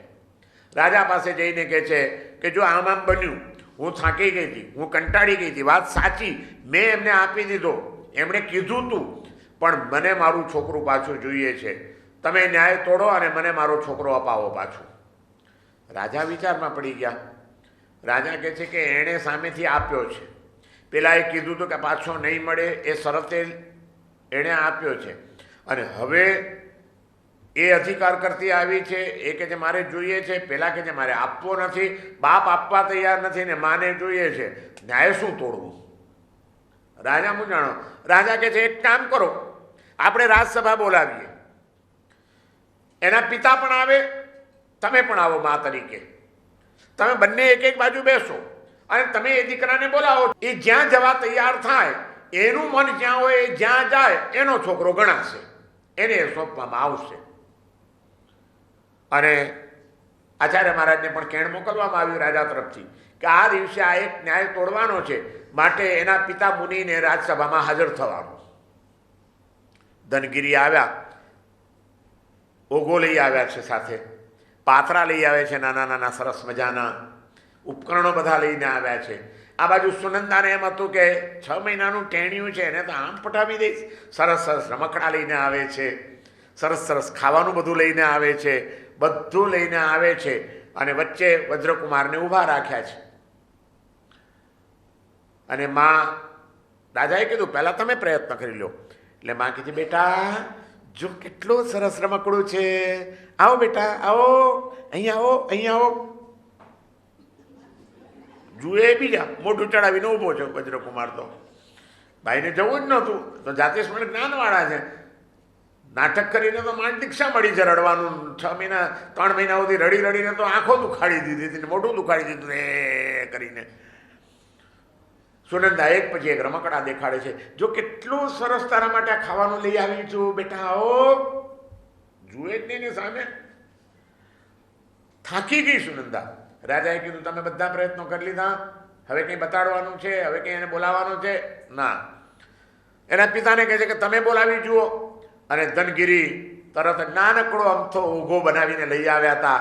સરસ નાના નાના પાત્રા લઈ આવ્યા હતા. જુઓ વજ્રકુમાર, આ લેવું છે ને? એ ટુપ ટુપ ટુપ ટુપ ટુપ ટુપ કરતો ચાલ્યો. હજી તો ઠીચણી હાલતો તો 6 મહિનાનું ટેણિયું માંડ હાલી નહોતો કે, અને ત્યાં તો ઠક ઠક ઠક ઠક કરતો પહોંચી ગયો અને લીધો ઓગો કરવા લાગ્યો. ખુશ થઈ ગયો એકદમ. આ પાત્રા ગમે છે? પાત્રા લઈ આવો. રાજાએ કીધું જુઓ, આખી રાજસભાની વચ્ચે બંને પ્રયત્ન કર્યો છે. બાળક એના પિતા તરફ જવા માંગે છે, માટે આ બાળકનો અધિકાર એના પિતાને સોંપવામાં આવે છે. માએ આને માટે કોઈ હવે કકડાટ કરવાનો રહેશે નહીં. અને આ બાળક મોટું થયું, 8 વર્ષનું થઈ ગયું છે હવે, અને એને ધામધૂમથી દીક્ષા આપવાનો નિર્ણય થાય છે. ત્યારે હવે સુનંદા વિચાર કરે છે કે મારા પતિ જે માર્ગે ગયા, મારો પુત્ર જે માર્ગે જઈ રહ્યો છે, એ પહેલાં મારા ભાઈએ પણ દીક્ષા લીધેલી છે, તો મારે કોને માટે સંસારમાં રહેવાનું? અને આ બાજુ વજ્રકુમાર 8 વર્ષની ઉંમરે ગુરુ મહારાજ એને દીક્ષા આપે છે. એની સાથે જ એની માતા સુનંદા પણ દીક્ષા લઈ લે છે. અને આ 8 વર્ષના વજ્રકુમાર 11 અંગ તો સાધ્વીજીના ઉપાસનામાં જ ભણી ગયા છે. 8 વર્ષનું થયું એટલે હવે ગુરુ મહારાજે પોતાની પાસે લઈ લીધો. 8 વર્ષની ઉંમરે દીક્ષા અપાય. એને દીક્ષા આપી દીધી અને શાસ્ત્રોનું અધ્યયન કરાવે છે. ગુરુ મહારાજ ભણી રહ્યા છે. આ 11 અંગ ભણેલો છે, પણ એની ગંભીરતા ગુરુ મહારાજને પણ કહેતો નથી કે મને 11 અંગ આવડે છે, આ બધું હું ભણાવો છો તમે? હવે આ તો બધી મને ખબર છે કે આગળનું ભણાવો ને. આપણે હોઈએ તો સાહેબ આ બધી મગજમારી છોડો, આ બધું તો મને ક્યારનું આવડે છે, હવે આગળનું કંઈક હોય તો આપો. તમે કહેતા હો તો બોલી જાઓ. ઉછાછડા શિષ્યો ક્યારેક ગુરુની કૃપાના પાત્ર ન બની શકે. સમર્પિત શિષ્ય ગુરુ કૃપાથી ક્યારે વંચિત ન રહી શકે. વજ્ર સ્વામી ચૂપચાપ ભણ્યા કરે છે. એમાં એક વખત એવું બન્યું કે સાથેના સાધુઓ બધા ગોચરી વરવા માટે નીકળી ગયા હતા. સિંહગીરીજી, એના ગુરુ ધનગીરી, એ બધાને ઠંડી જવા માટે ગયા હતા. ઉપાસનામાં કોઈ નહોતું. એકલા નાનકડા બાલમુનિ વજ્રસ્વામી એકલા હતા. અને બાળક છે ને, એને તો બધું મન થાય રમવાનું, તો એટલે એણે બધા પાત્રા કાઢ્યા સાધુઓના સામે, બધા પાત્રા ગોઠવ્યા, કંઈક ઉપકરણો ગોઠવ્યા, જાણે કે બધા સાધુઓ બેઠા છે. અને પછી પોતે ટીચર હોય એમ સામે ઊભા રહી અને કંઈક જુઓ. આચારાંગ સૂત્રની અંદર આવી રીતે બતાડવામાં આવ્યું છે એમ કે 11 અંગ ભણાવતા હોય, જાણે સાધુઓને ભણાવવા લાગ્યા જોર જોરથી અવાજ કરીને. આ બાજુ ગુરુ મહારાજ ઠંડે જઈને બહારથી આવે છે, હજી ઉપાસણની બહાર જ છે. ત્યાં દિવાલની બહાર અવાજ સંભળાય છે બાલમુનિનો. ગુરુ મહારાજ વિચાર કરે છે કે આ બાલમુનિ કોની સાથે અવાજ કરે છે? બારીમાંથી જોયું તો સામે બધા પાત્રા અને બધા ઉપકરણો ગોઠવેલા છે, અને જાણે એ બધા શિષ્યો સામે બેઠા છે અને પોતે એને ભણાવી રહ્યા છે. એવા અંદાજની અંદર આ વજ્રસ્વામી આમ બધાને ભણાવતા, આમ બધું સમજાવતા જાય છે. ગુરુ મહારાજ થોડીક વાર માટે ઊભા જ રહ્યા અને એની સ્ટાઇલ જોઈ ભણાવવાની, એનું જ્ઞાન સાંભળ્યું. ગુરુ ચકિત થઈ ગયા કે ઓહો, આને આટલું બધું જ્ઞાન છે, અને એનો વિનય જુઓ, એની ગંભીરતા જુઓ. 8 દિવસ સુધી એને મને પણ ખબર નથી પડવા દીધી કે આટલો જ્ઞાની છે અને આ બધું આવડે છે. ગુરુ એકદમ પ્રસન્ન થઈ ગયા. અંદર આવી જાય છે. જેવા અંદર આવે એટલે ફટફટ ફટફટ કરીને પાત્રા બધા મૂકી દેતા ઠેકાણે, પાછા ડાયા થઈને ભણવા બેસી ગયા. ગુરુ મહારાજ બધું જોઈ લીધું છે, પણ ગુરુને એક વિચાર આવે છે કે આ પૂર્વજન્મનો કોઈક મહાન આત્મા લાગે છે, સાધક આત્મા, યોગ ભ્રષ્ટ આત્મા છે આ, પણ મહાન જ્ઞાની છે. અને મારા સાથેના સાધુઓને ખબર નથી કે એમની સાથે રહેલો આ એક નાનકડો બાલમુનિ એ કેટલો જ્ઞાની છે. એવા જ્ઞાનીની કોઈ આસાધના એ લોકોથી ન થઈ જાય, માટે એ લોકોને પણ ખબર તો પડવી જ જોઈએ કે આને બાલમુનિ સમજવાની કોઈ ભૂલ ન કરે, નાનું બાળક સમજવાની ભૂલ ન કરે, પણ એના જ્ઞાનની જે ભૂમિકા છે એનું બહુમાન થવું જોઈએ. એટલે ગુરુ મહારાજ રોજ શિષ્યોને આગમની વાંચનાઓ આપતા હતા. દિવસમાં 3 વાંચનાઓ આપે. થોડાક દિવસ પછી ગુરુએ એક પ્લાન કરી કાઢ્યો. બધા શિષ્યોને ભેગા કરીને બોલાવ્યા, જે ભણતા હતા શિષ્યો એને, કે જુઓ તમે બધા અહીં રહો, 2 સાધુઓને લઈને મારે આગળના બીજા એક ગામે 2-4 દિવસ માટે એક શાસન પ્રભાવનાના કાર્ય માટે જવાનું છે, એટલે હું ત્યાં જાઉં છું, તમે બધા શાંતિથી અહીં રહો, બધાએ કંઈ આવવાની જરૂર નથી. ત્યારે પેલા ભણનારા શિષ્યો કહે છે, ગુરુદેવ તમે જશો તો પછી અમારી આગમ વાંચનાનું શું? અમારી આગમ વાંચના કેટલા દિવસ ખંડિત થશે? તો ગુરુ મહારાજે કીધું કે 1 પણ દિવસ ખંડિત નહીં થાય. તો કે કોણ ભણાવશે તો અમને? ગુરુ મહારાજે કીધું કે આ બાલમુનિ છે ને એ તમારી આગમ વાંચના લેશે અને એ તમને ભણાવશે. પેલા બધા સાધુઓને એમ થઈ ગયું કે અમારી પછી તો કેટલા વખત પછી એણે દીક્ષા લીધી છે, હજી તો નાનો છે, ગુરુ મહારાજ પાસે ભણે છે અને અમને આગમ વાંચના આપશે. મનમાં વિકલ્પ આવ્યો, પણ વિવેક એવી ચીજ હતી કે ગુરુએ કીધું કે એ તમને આગમ વાંચના આપશે તો કંઈ પૂછાય નહીં કે સાહેબ એ કેવી રીતે આપશે, એને શું આવડે? ગુરુની સામે દલીલ કરાય કાંઈ નહીં. ગુરુ મહારાજે કીધું તો હશે, જોઈએ. ગુરુ મહારાજ કંઈ કહેતા હશે તો જ્ઞાની છે, સમજીને કીધું હશે. ગુરુ મહારાજ વિચાર કરી ગયા.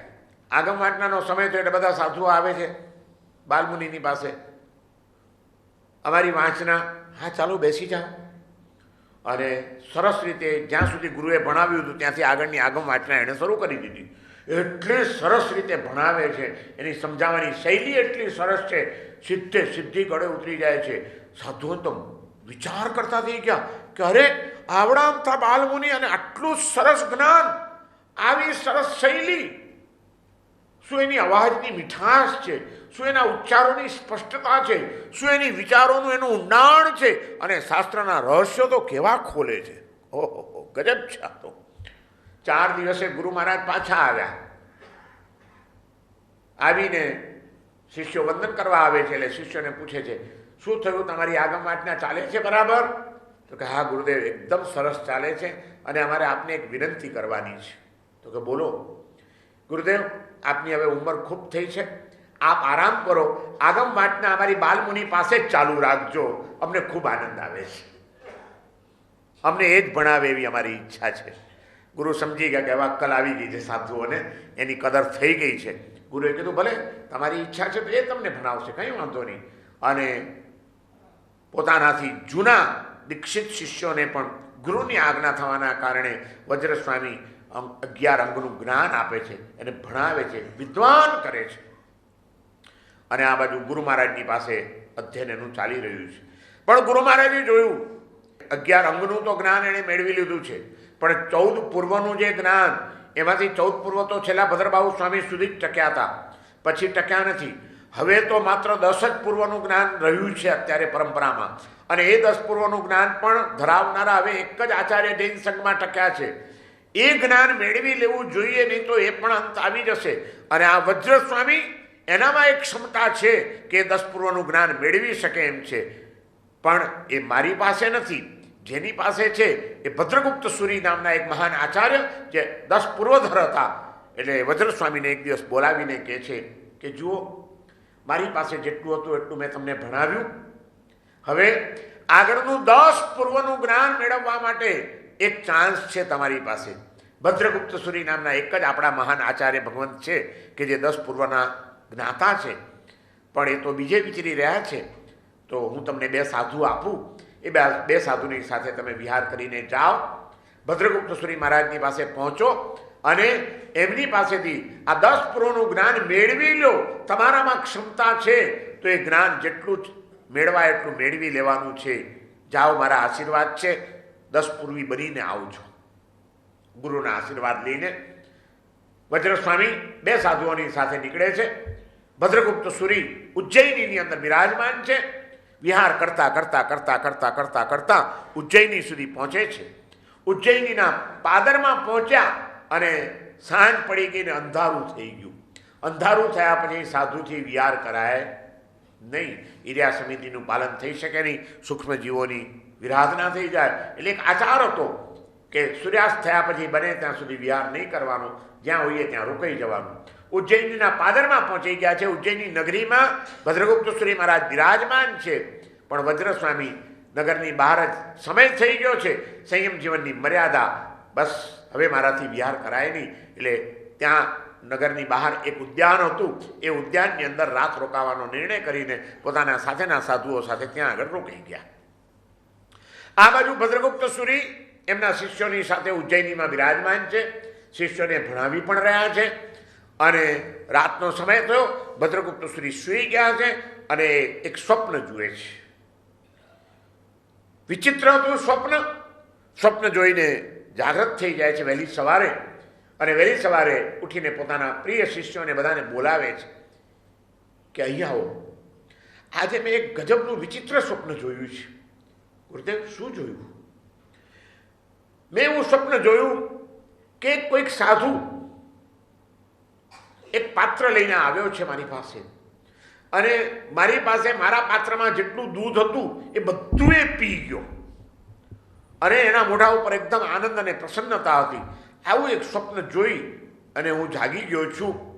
પણ મારી જે પ્રમાણે મથી ચાલે છે એ પ્રમાણે મને એમ લાગે છે કે આજે કોઈક સાધુ નવો આપણે ત્યાં આવવો જોઈએ, કે જે મારી પાસેનું 10 પૂર્વનું જ્ઞાન છે એ બધું જ્ઞાન પી લેશે, એ બધું જ્ઞાન એ મેળવી લેશે.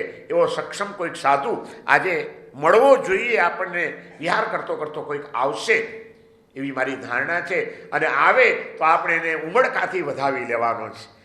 હું એ જ ઈચ્છું છું કે મારા પ્રાણ જાય એ પહેલાં આ જ્ઞાનનો ખજાનો જેટલો મારાથી આપી શકાય ને કોક પૂરેપૂરો ઝીલી લે તો સારું. અને આજે આવું એક સાંકેતિક સ્વપ્ન મને આવ્યું છે કે મારું બધું દૂધ એ પી ગયો, તો મને લાગે છે કે કદાચ આવશે. અને હજી તો આ વાત કરે છે ત્યાં સવાર જેવી પડી. આને તો ઉતાવળ છે, જલ્દી ગુરુ મહારાજે કીધું તો ભદ્રગુપ્ત શ્રી પાસે પહોંચી જાય અને 10 પૂર્વનું જ્ઞાન મેળવી લે. એટલે સીધા ગામની બહાર જ હતા, ગામમાં આવે છે. હજી સાધુઓની સાથે ભદ્રગુપ્ત શ્રી વાત કરી રહ્યા છે, અને એટલામાં વજ્રસ્વામીને આવતા જોયા. ગુરુ મહારાજે સૂચના આપી હતી કે કોઈક નવો સાધુ આજે આવશે અને એનું ઉમળકાથી આપણે સ્વાગત કરવાનું છે. બધા સાધુઓ ઊભા થઈ જાય છે. પધારો પધારો પધારો મુનિરાજ, પધારો. ક્યાંથી પધાર્યા? પધારો.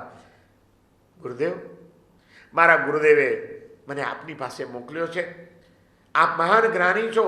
ગુરુ મહારાજે મને આજ્ઞા કરી છે, આપની પાસેથી 10 પૂર્વનું જ્ઞાન મેળવવા માટે આવ્યો છું. કૃપા કરો અને અનુગ્રહ કરીને મને આપનું જ્ઞાન આપો. એનો વિનય, એનો વિવેક, આટલો નાનો બાલમુનિ હવે યુવાન થયા છે, અને એનો વિનય, વિવેક, એની બોલવાની શૈલી, આ બધું જોઈને ભદ્રગુપ્ત શ્રી પણ એટલા પ્રસન્ન થઈ જાય છે. સાથેના સાધુઓ પણ ચકિત થઈ જાય છે કે એના ગુરુએ શું આને તૈયાર કર્યો છે. શિષ્યનો વ્યવહાર એવો હોવો જોઈએ કે એને જોઈને એના ગુરુ કોણ છે એ ગુરુનું ગૌરવ વધે, ત્યારે શિષ્ય સાચો શિષ્ય થયો કહેવાય.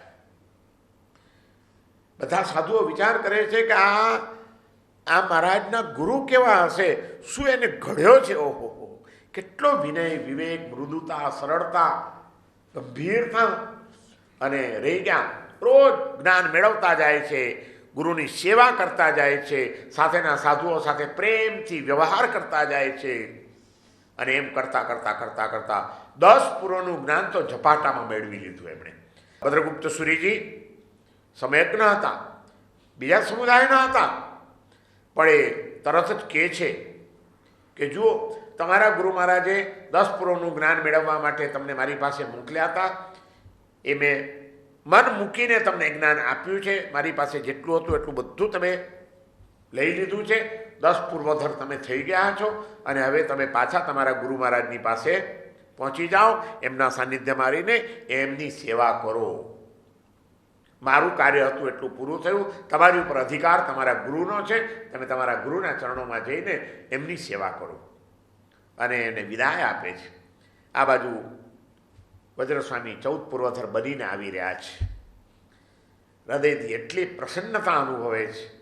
અને આ બધો સમયકાળ દરમિયાન એમના 44 વર્ષ પસાર થઈ ગયા છે સાધુ જીવનના. આચાર્ય ભગવત વિચાર કરે છે કે હવે મારી ઉંમર થઈ છે. આ જીન શાસનનું નેતૃત્વ અત્યાર સુધી મેં સંભાળ્યું.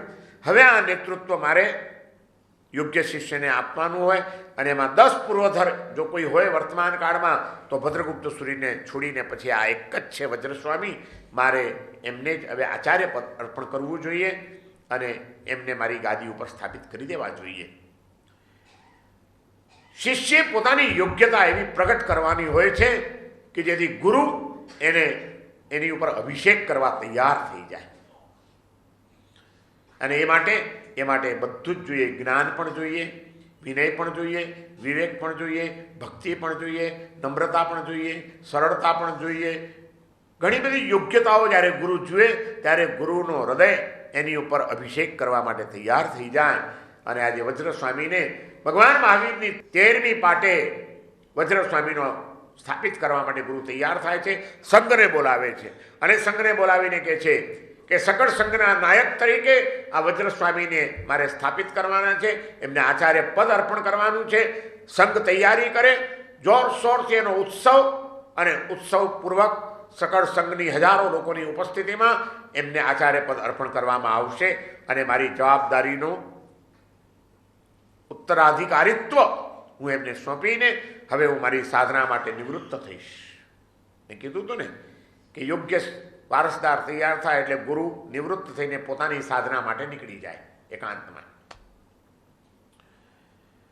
સંઘે આચાર્ય પદના મહોત્સવની તૈયારી કરી, ધામધૂમથી એમને આચાર્ય પદવી થાય છે અને ગુરુ મહારાજ હવે પોતાની આત્મસાધનામાં લાગી જાય છે. હવે સંઘનું યોગક્ષેમ કરવાની જવાબદારી આવી. અત્યાર સુધી પોતાની સાધના હતી, મુખ્યત્વે જ્ઞાન, ધ્યાન, તપ, ત્યાગ, વૈયાવચ આ બધું હતું. પણ જ્યારે સંઘનું નેતૃત્વ સોંપાયું ત્યાર પછી એની જવાબદારી સંઘના યોગક્ષેમની થઈ જાય છે. જે આચાર્ય સંઘનું યોગક્ષેમ ન કરી શકે, જે આચાર્ય સંઘના ચતુર્વિધ સંઘના પ્રશ્નોને ઉકેલી ન શકે, જે આચાર્ય વાત્સલ્યપૂર્વક ચતુર્વિધ સંઘને સારણા, વારણા, ચોયણા, પરિચોયણા નામની 4 પ્રક્રિયાઓ દ્વારા એમનું સ્થિરીકરણ ન કરી શકે, એ ભગવાન મહાવીર દેવના શાસનમાં આચાર્ય પદ ઉપર પ્રતિષ્ઠિત થવાને માટે યોગ્ય નથી. પણ આવી અનેક યોગ્યતાઓ સાથે વજ્રસ્વામી અત્યારે 13મી પાટ ઉપર જ્યારે આવ્યા છે અને સંઘનું બધું જ કુશળ જોઈ રહ્યા છે. પણ આ સાધના કાળ દરમિયાન એમને 2 વિશિષ્ટ લબ્ધિઓ નાનપણમાં જ પ્રગટ થઈ ગઈ હતી.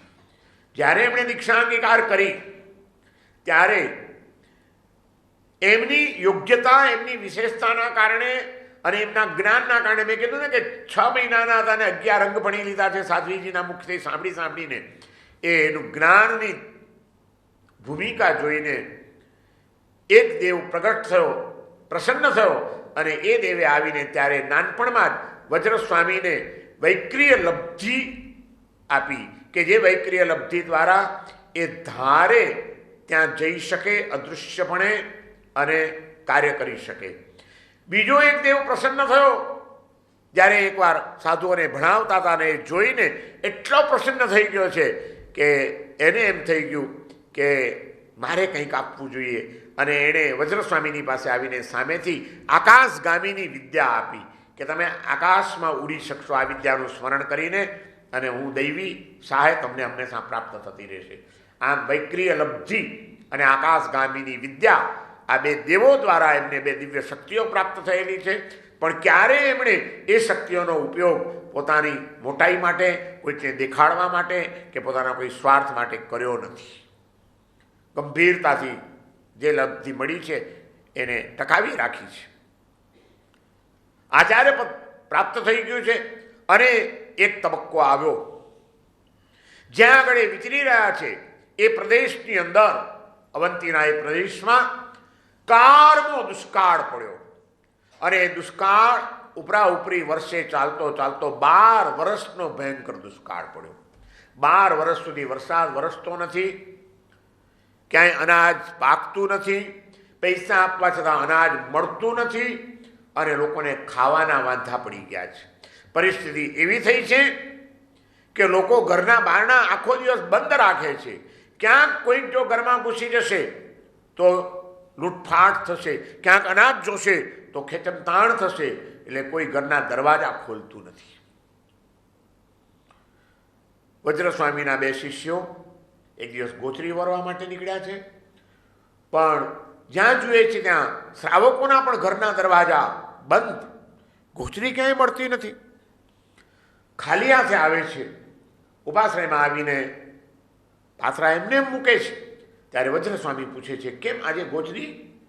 અને ત્યારે વાત કરે છે કે ગુરુદેવ, આ ભયંકર દુષ્કાળના કારણે લોકો ત્રાહિમામ પુકારી ગયા છે. કોઈની પાસે હવે અનાજ બચ્યું નથી, થોડું ઘણું બચ્યું હોય તો એ ક્યાંય કોઈ લઈ ન જાય, એટલા માટે બધા દરવાજા બંધ કરીને બેઠા છે. ગોચરી દુર્લભ બની છે. વજ્રસ્વામી વિચાર કરે છે કે સાધુઓને ગોચરી જો દુર્લભ થશે તો સંયમ જીવનનો નિર્વાહ કેમ થઈ શકશે? અને સાધુઓ તો ઠીક છે, પણ સકળ સંઘની પણ હાલત શું થશે? અત્યારે સંઘ પીડાઈ રહ્યો છે. સંઘની યોગક્ષેમ કરવાની જવાબદારી મારી છે. કંઈ જ બોલતા નથી. રાત્રિના સમયે ધ્યાનમાં બેસી જાય છે. ધ્યાનમાં બેસીને શાસન દેવીનું આહ્વાન કરે છે અને આહ્વાન કરીને પૂછે છે કે સંઘની રક્ષાનો કોઈ ઉપાય બતાડો. અને ત્યારે શાસન દેવી કહે છે, તમારી પાસે વૈક્રિય લબ્ધિ છે, એ લબ્ધિ દ્વારા તમે જે કરો ધારો તે કરી શકો એમ છો. અહીં આગળ હજી પણ સુકાળ થવાના કોઈ ચાન્સીસ દેખાતા નથી, પણ સકળ સંઘને અહીંથી તમે સ્થળાંતર કરાવી દો. વૈક્રિય લબ્ધિ દ્વારા તમે સકળ સંઘને લઈ જાઓ અહીંથી આકાશ માર્ગે ઉડાડીને, અને જાઓ મહાપદ્મનગરની અંદર. ત્યાં આગળ એ પ્રદેશની અંદર બધે સુકાળ છે, ત્યાં આગળ સારા વરસાદ પાણી છે, ત્યાં કોઈ વસ્તુનો અભાવ નથી, માટે સંઘને ત્યાં સ્થળાંતર કરાવો. અને વજ્રસ્વામી બીજે દિવસે સંઘને બોલાવે છે. સંઘને બોલાવીને કહે છે, જુઓ, ભૂખ્યા કેટલા દિવસ રહી શકાશે? અને ખાવા માટે ક્લેશ થાય, કંકાસ થાય, એના કારણે વેરઝેર બંધાય, આપણો આત્મા દૂષિત બને. આ બધું જ અનુચિત છે. અને સંઘની રક્ષા કરવાની જવાબદારી એક આચાર્યની હોય છે. દેવગુરુની કૃપાથી મને કેટલીક લબ્ધિઓ મળેલી છે. હું હમણાં લબ્ધિથી એક મોટી શિલાની રચના કર્યું છું. સકળ સંઘને મારો આદેશ છે કે સંઘના દરેક લોકો આ શિલાની ઉપર બેસી જાય. ત્યાર પછી એ શિલા મંત્રશક્તિ દ્વારા આકાશમાં અદ્ધર થશે. અને એ શિલા ઉપરથી કોઈએ હલવાનું નથી, ધાર ઉપર કોઈએ બેસવાનું નથી.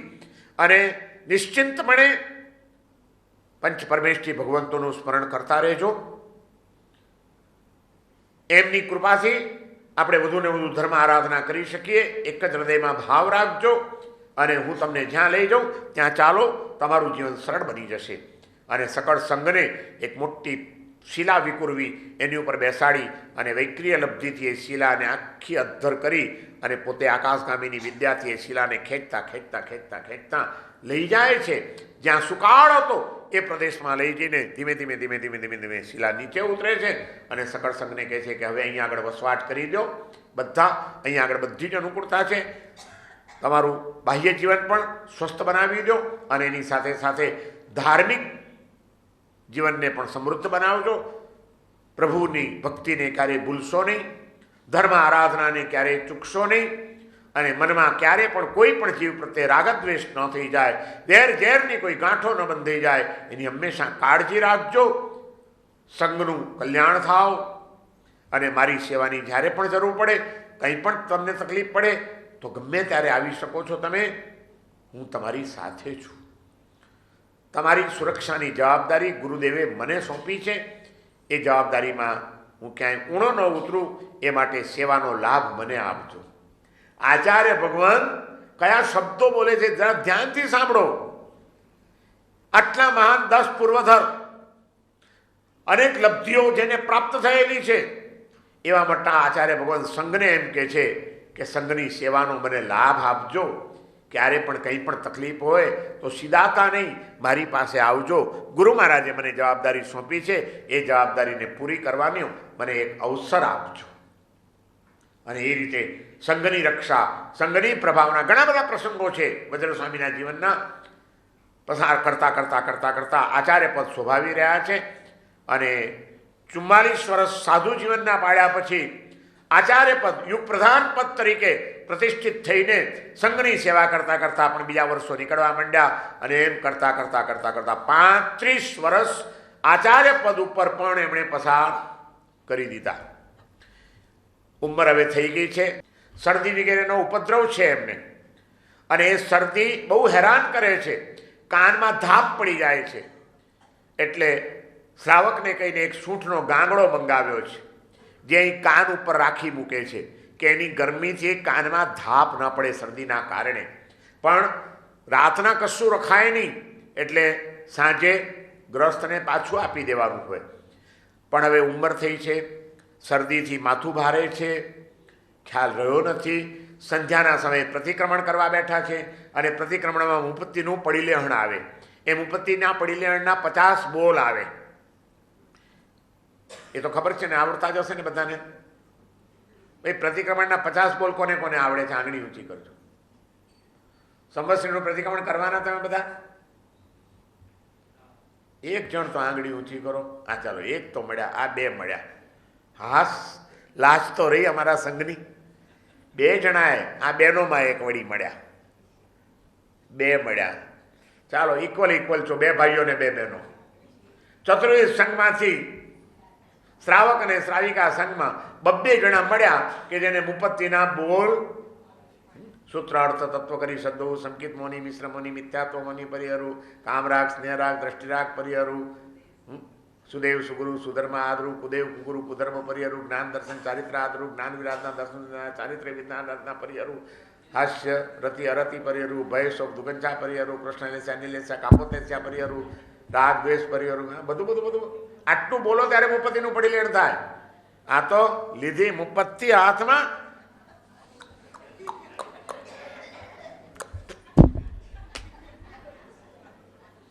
સીધી સરસ મજાની મીટાડેલી મુપત્તિ પડી હોય, એને આમ બધું આમ પાછું છેડાય હાથમાં ના આવતા હોય. કારણ કે ઘરના કપડાં ઇસ્ત્રી ટાઈટ કરેલા હોય કડક સ્ટાર્ચ નાખીને કે બરાબર કડક રહે.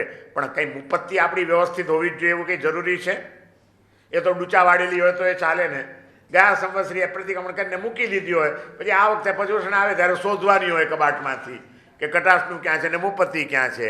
12 મહિના તો કે યાદ આપણને જરૂરત ન હોય. અને એ પછી ડૂચા વાળેલી હોય, સળ પડેલી હોય, ચોંટી ગયેલી હોય ભેજમાં, એ પછી મુપત્તિ સંવત્સરીના પ્રતિક્રમણ વખતે ઉખડે ક્યાંથી? એટલે પછી આમ છેડો શોધે, દાંત કાઢે, એ ખોલે, પછી ખોલીને પછી આમ કરી અને પછી પાછી આમ મીટાડી દઈ અને પાછી મૂકી દેવાની. પતી ગયું, મુપત્તિનું પડીલેણ પૂરું. ભૂલી જાય છે કે આપણા જ્ઞાની પુરુષોએ મુપત્તિનું પડીલેણ એટલે સતત આત્મજાગૃતિની એક સાધના છે કે મારે શું સ્વીકારવાનું છે, શું છોડવાનું છે. સુદેવ સુગુરુ સુધર્મ આદરુ કુદેવ કુગુરુ કુધર્મ પરિહરુ જ્ઞાન દર્શન ચારિત્ર આદરુ જ્ઞાન વિરાજના દર્શન વિરાજના ચારિત્ર વિરાજના પરિહરુ ભય શોક દુગંછા પરિહરુ હાસ્યરતિ અરતિ પરિહરુ. આ બધાને છોડું, આ બધાને છોડું, આ બધાને છોડું. આ જાગૃતિ હૃદયમાં કેળવવા માટે મુપત્તિનું પડીલેહણ છે. અને એના ચોક્કસ સ્થાનો છે. ક્રોધમાન પરિહરુ અહીંયા આવ્યા, કારણ કે ક્રોધમાનને બેસવાની જગ્યા આ છે. તમને ખબર છે? માણસ જ્યારે ક્રોધ આવે ને, ગુસ્સો, ત્યારે આ ખભો ઊંચો થાય. એ તું શું સમજે છે? આમ કરતો જાય. અને માન આવે તો પણ આ ખભો ઊંચો થાય. હા, એ બધું જ્ઞાની પુરુષ હોય. એટલે આમ આવે ક્રોધમાન પરિહરુ, માયાલોભ પરિહરુ. અને લેસ્યાઓ ક્યાં રે બધી? કૃષ્ણ લેસ્યા, નીલ લેસ્યા, કાપોત લેસ્યા. તો આમ મુપત્તિ આવે ને. વજ્રસ્વામી 87 વર્ષની ઉંમરે પ્રતિક્રમણ કરવા બેઠા છે સાંજનું, અને મુપત્તિનું પડીલેહણ આવે છે. મુપત્તિનું પડીલેહણ કરતા આમ કૃષ્ણ લેસ્યા, નીલ લેસ્યા, કાપોત લેસ્યા અહીં કરે છે. અહીં પેલો સૂંઢનો ગાંગડો પડ્યો હતો, મુપત્તિ અડી એટલે સૂંઢનો ગાંગડો પડ્યો નીચે. એટલે વિચાર કરે છે કે શું પડ્યું? અને ત્યાં ખ્યાલ આવી ગયો કે સંધ્યા સમયે મારે સૂંઠ મૂકી દેવાની હતી, ગ્રસ્તને આપી દેવાની હોય, રાતના રખાય નહીં, અને ભૂલી ગયો. એનો અર્થ હવે મારું મૃત્યુ નજીક આવતું લાગે છે. મારી સ્મૃતિ ભ્રંશ હવે થવાનો શરૂ થઈ ગયો છે. માટે હવે મારે મારી નિર્યામણા તરફ પડી જવું જોઈએ. કેટલા જાગ્રત હોય છે આપણા આચાર્ય ભગવંતો, કેટલા જાગ્રત. સૂંઠનો ગાંગડો ખાલી રહી ગયો અને એ ઘટના એને આત્મજાગૃતિનું કારણ બની ગઈ. બીજે દિવસે બધા મુનિઓને બોલાવીને કહી દે છે કે જુઓ, હવે મારું આયુષ્ય વધુ કંઈક રહે એવું લાગતું નથી. સ્મૃતિભંશ થઈ ગયો છે, સૂંઠનો ગાંગડો રહી ગયો હતો. એટલે હવે હું અણસણ કરવા માગું છું અને આ જવાબદારી મારી પછી મારા જે શિષ્યો છે એમાંથી વજ્રસેન સુરી નામના જે એક મુનિ છે એમને આચાર્ય પદ ઉપર પ્રતિષ્ઠિત કરી 14મા વારસદાર ભગવાન મહાવીરના શાસનના પાઠ પરંપરાના આ વજ્રસેન સુરીને હું નિયુક્ત કરું છું. સકળ સંગે એમની આજ્ઞામાં રહેવાનું છે, એમને માન્ય રાખવાના છે અને હવે હું તમારી વચ્ચેથી વિદાય લઉં છું એમ કહીને વજ્રસ્વામીએ છેલ્લે 1 મહિનાનું અણસણ કર્યું. ક્યાં આગળ કર્યું? ગઈકાલે બતાડ્યું છે, બોલો ને બાબા. હા, રથાવર્તગીરી નહીં બોલી કાઢતા પાછા. વૈભારગીરી ઉપર જઈને જ્યાં આગળ ધના અને સાલીપત્રે અણસણ કરેલા હતા, જ્યાં આગળ અનેક મહામુનિઓએ અણસણ કરેલા છે, એવી એ ચાર્જ થયેલી ભૂમિ, રાજગ્રહીનો એ પહાડ વૈભારગીરી, વજ્રસ્વામી પણ છેલ્લે ત્યાં જ જાય છે. કારણ કે અનેક મહાપુરુષોની સાધનાના પરમાણુઓ અંતિમ સમયે એમને પ્રેરક અને પૂરક બને એવા છે. અને દેહ ઉપરની તમામ મૂર્છા ઉતારી દઈને 88 વર્ષની ઉંમરે વજ્રસ્વામી અણસણ લેવા તૈયાર થાય છે. તે વખતે એક એમના બાલમુનિ હતા, એને એનાથી ગુરુનો વિરહ સહન નથી થતો કે ગુરુ મહારાજ અણસણ લઈને બસ સીધાવી જશે, મારે એમના વિના કેવી રીતે રહેવાનું. એટલે એ કહે છે, ગુરુદેવ હું પણ તમારી સાથે અણસણ કરવું છે મારે બી. વજ્રસ્વામી કહે છે, હજી તમારી ઉંમર નાની છે, તમારાથી અત્યારે અણસણ ન કરાય, રહેવા દો, તમારું કામ નથી. અને તમારી કાયા તો જુઓ કેટલી સુકોમળ છે. આ ધગધગતી શિલા ઉપર સુવાની સાથે ચામડી તમારી ચોંટી જશે શિલા ઉપર. બાલમુનિ તમારું કામ નહીં. બાલમુનિને થઈ ગયું કે ગુરુનું મારી પ્રત્યે એટલો પ્રેમ છે, એટલું વાત્સલ્ય છે કે આ ધગધગતી શિલા ઉપર મને સુવડાવવા તૈયાર નથી પોતાની સાથે. પણ ગુરુ વિના મારાથી રહેવાય એવું નથી. એટલે વૈભારગીરીની શિલા ઉપર જ્યાં વજ્રસ્વામી અણસણ કરે છે, વૈભારગીરીના પાછળના ભાગમાં, એ પહાડના પાછળના ભાગમાં એક શિલા ઉપર જઈને બાલમુનિએ લંબાવી દીધું. હું ગુરુ વિના નહીં રહી શકું. કેવી ગુરુ ભક્તિ હશે, વિચાર કરો. એને કેટલું વાત્સલ્ય આપ્યું હશે એ વજ્રસ્વામીએ કે એક નાનકડા બાલમુનિ ગુરુ વિના રહેવા તૈયાર નથી. નાની ઉંમરમાં પોતે અણસણ કરીને દેહ ખપાવી દેવા તૈયાર છે, પણ ગુરુ વિના હું નહીં જીવી શકું. ગુરુ એના હૃદયમાં કેવા વસી ગયા હશે. પર્યુષણ પર્વની અંદર આ બધી કથાઓ આપણને ઘણી બધી પ્રેરણા આપે છે. હૃદયની અંદર ગુરુને એવું એક સ્થાન અપાઈ જાય કે જે કદાચ મૃત્યુ પામવું પડે તો વાંધો નથી, પણ ગુરુ વિના મારાથી નહીં રહેવાય એ ભાવ એના હૃદયમાં જાગી જાય. પાછળ જઈને અણસણ કરવા તૈયાર થઈ ગયા. ત્યાં બીજા સાધુઓને ખબર પડી. બીજા સાધુઓએ કીધું વજ્રસ્વામીને કે ગુરુદેવ, આ બાલમુનિને તમે ના પાડો છો તે પાછળ જઈને. તરત જ વજ્રસ્વામી જાતિસ્મરણ જ્ઞાન ન હતું જ, એમની પાસે વિશિષ્ટ લબ્ધિઓ પણ હતી. જ્ઞાનથી ઉપયોગ મૂક્યો અને જોયું કે પાછળ છે બાલમુનિ. એમને એમ થઈ ગયું કે એકલા બાલમુનિ પાછળ સૂઈ જશે અને આ ધગધગતી શિલા ઉપર એમની ચામડી જ્યારે બળશે ત્યારે કદાચ એના કરતાં સમાધિ એમની ખંડિત થઈ જાય. એના કરતાં કંઈ નહીં, એનું નથી જ મન અને મારા વિના નથી જ રહી શકે એમ, તો ભલે મારી સાથે રહે, તો મારી હૂંફ એને અસમાધિ નહીં થવા દે. છેલ્લી ઘડીએ પણ શિષ્યની સમાધિની ચિંતા. આ છે ગુરુનું વાત્સલ્ય. કયું વાત્સલ્ય હશે તમે વિચાર કરો.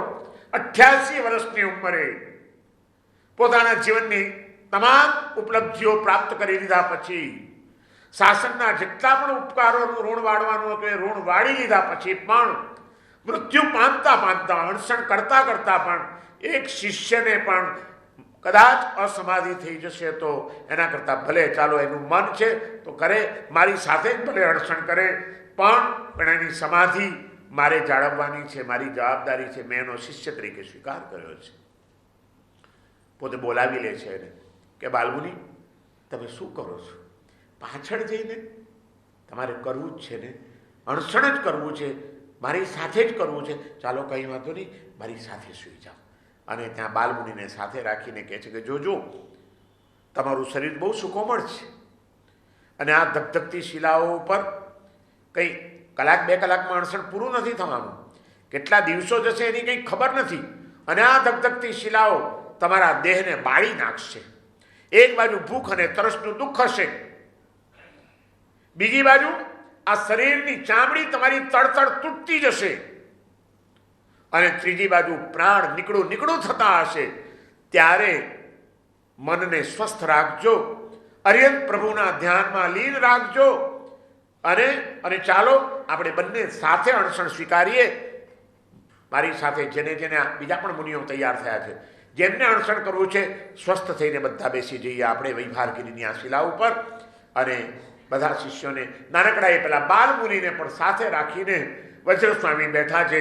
બસ હવે જીવનનો અંતકાળ, છેલ્લું અણસણ છે, અને સાથે પોતાના પ્રીતિપાત્ર શિષ્યો એ ગુરુ ભક્તિના કારણે, ગુરુ વિના અમારાથી નહીં રહી શકાય એ ભાવનાથી એ પણ અણસણ કરવા તૈયાર થયા છે. અને એમાં જ્યારે બાલમુનિ ઉપર નજર પડે છે કે આ બાલમુનિનો પ્રેમ કેટલો છે મારી ઉપર, હૃદય ભાવ વિભોર થયેલું છે, પણ સ્વસ્થ થઈને બધાને નિરામણા કરાવવાની જવાબદારી.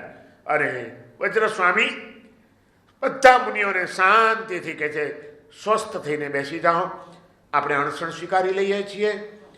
અને અનાદિકાળથી આ દેહનું જે બંધન આપણને મળેલું છે એ દેહના બંધનનો ત્યાગ કરવાનો આપણો સંકલ્પ હંમેશા દ્રઢ બની રહેજો. દેહમાં ગમે એટલી વેદના અને પીડાઓ ઊભી થાય છતાં મારો આત્મા આ દેહથી જુદો છે. આ દેહ અને આત્માનું ભેદ જ્ઞાન હંમેશા આપણું જીવંત રહેજો. એ માટે અનંતા અર્યંતોનું શરણ હો, અનંતા સિદ્ધોનું શરણ હો, મહાન આચાર્ય ભગવંતોનું શરણ હો, ઉપાધ્યાય ભગવંતો આપણી જ્ઞાન દ્રષ્ટિને ક્યારેય પણ મુરઝાવા ન દો. અને દેહથી ભિન્ન એવા આત્માને પામવાની સાધના કરીને કેટલી સિદ્ધિઓ પ્રાપ્ત કરી ગયેલા અનંતા સાધુ ભગવંતોને આપણી કોટી કોટી વંદના હો. પંચ પરમેષ્ઠીનું આ સ્મરણ, ચારનું શરણ સ્વીકારીએ બધા જ હૃદયના ભાવ સાથે. બસ આ શરણાગતિના ભાવમાં આવી જાઓ. અર્યંતે શરણમ પવજ્જામિ, સિદ્ધે શરણમ પવજ્જામિ, સાહુ શરણમ પવજ્જામિ, કેવલી પન્નતમ ધમ્મમ શરણમ પવજ્જામિ. ચારના શરણ હો. જગતના જે કોઈ જીવને મારા નિમિત્તે કોઈ દુઃખ પહોંચ્યું હોય એ બધા જીવોની હૃદયપૂર્વક ક્ષમાપના. સૌની ક્ષમા માગું છું. સૌ જીવો મને ક્ષમા કરે. જાણે અજાણે સૂક્ષ્મ જીવોની પણ મારા દ્વારા જે કંઈ પણ હિંસા થઈ હોય, કોઈ પણ જીવના દુઃખમાં હું નિમિત્ત બન્યો હોઉં, કોઈને પણ મેં દુભાવ્યા હોય, એ બધા દિવ્ય આત્માઓની હું ક્ષમા માગું છું. આ સંસારના તમામ પદાર્થોને વસીરાવી દઉં છું. એગોહમ નથી મેં કોઈ, નાહમ મન્નસ્ય કસ્ય, એવમ અદીણ મણસો અપાણ મનુષાશય. હું એકલો છું, મારું કોઈ જ નથી. એ વિચાર અદીનપણે મારા આત્માની અંદર સ્થિર કરીને અર્યંત ભગવંતોના શરણે હું જઈ રહ્યો છું. બોલતા જાય છે સાથેના શિષ્યો. બધા જ અણસણની અંતિમ ક્ષણો બસ એ ભાવમાં વહેતા જાય છે, વહેતા જાય છે, વહેતા જાય છે. અને વજ્ર સ્વામીની એ વાત્સલ્યભરી, કરુણાભરી, કલ્યાણભરી કામનાઓ બધા શિષ્યો ઉપર વહેતી વહેતી વહેતી વહેતી વાણી રૂપે વહી રહી છે. અને શિષ્યોમાં લીન બનીને ખરેખર જાણે પોતે દેહ ભાવથી પર થઈ ગયા છે, પોતે અર્યંતના શરણમાં ચાલ્યા ગયા છે, ધર્મના શરણે ચાલ્યા ગયા છે, આત્મભાવમાં સ્થિર થવા લાગ્યા છે. અને એ ભાવના કરાવતા કરાવતા કરાવતા ધીમે રહીને રજોરણથી ભૂમિને, શિલાને પૂંજી લઈ અને બધાને કહે છે કે હવે આપણે દેહને સમર્પિત કરી દઈએ પૃથ્વી તત્વને. આ પહાડની ઉપર સૂઈ જાઓ.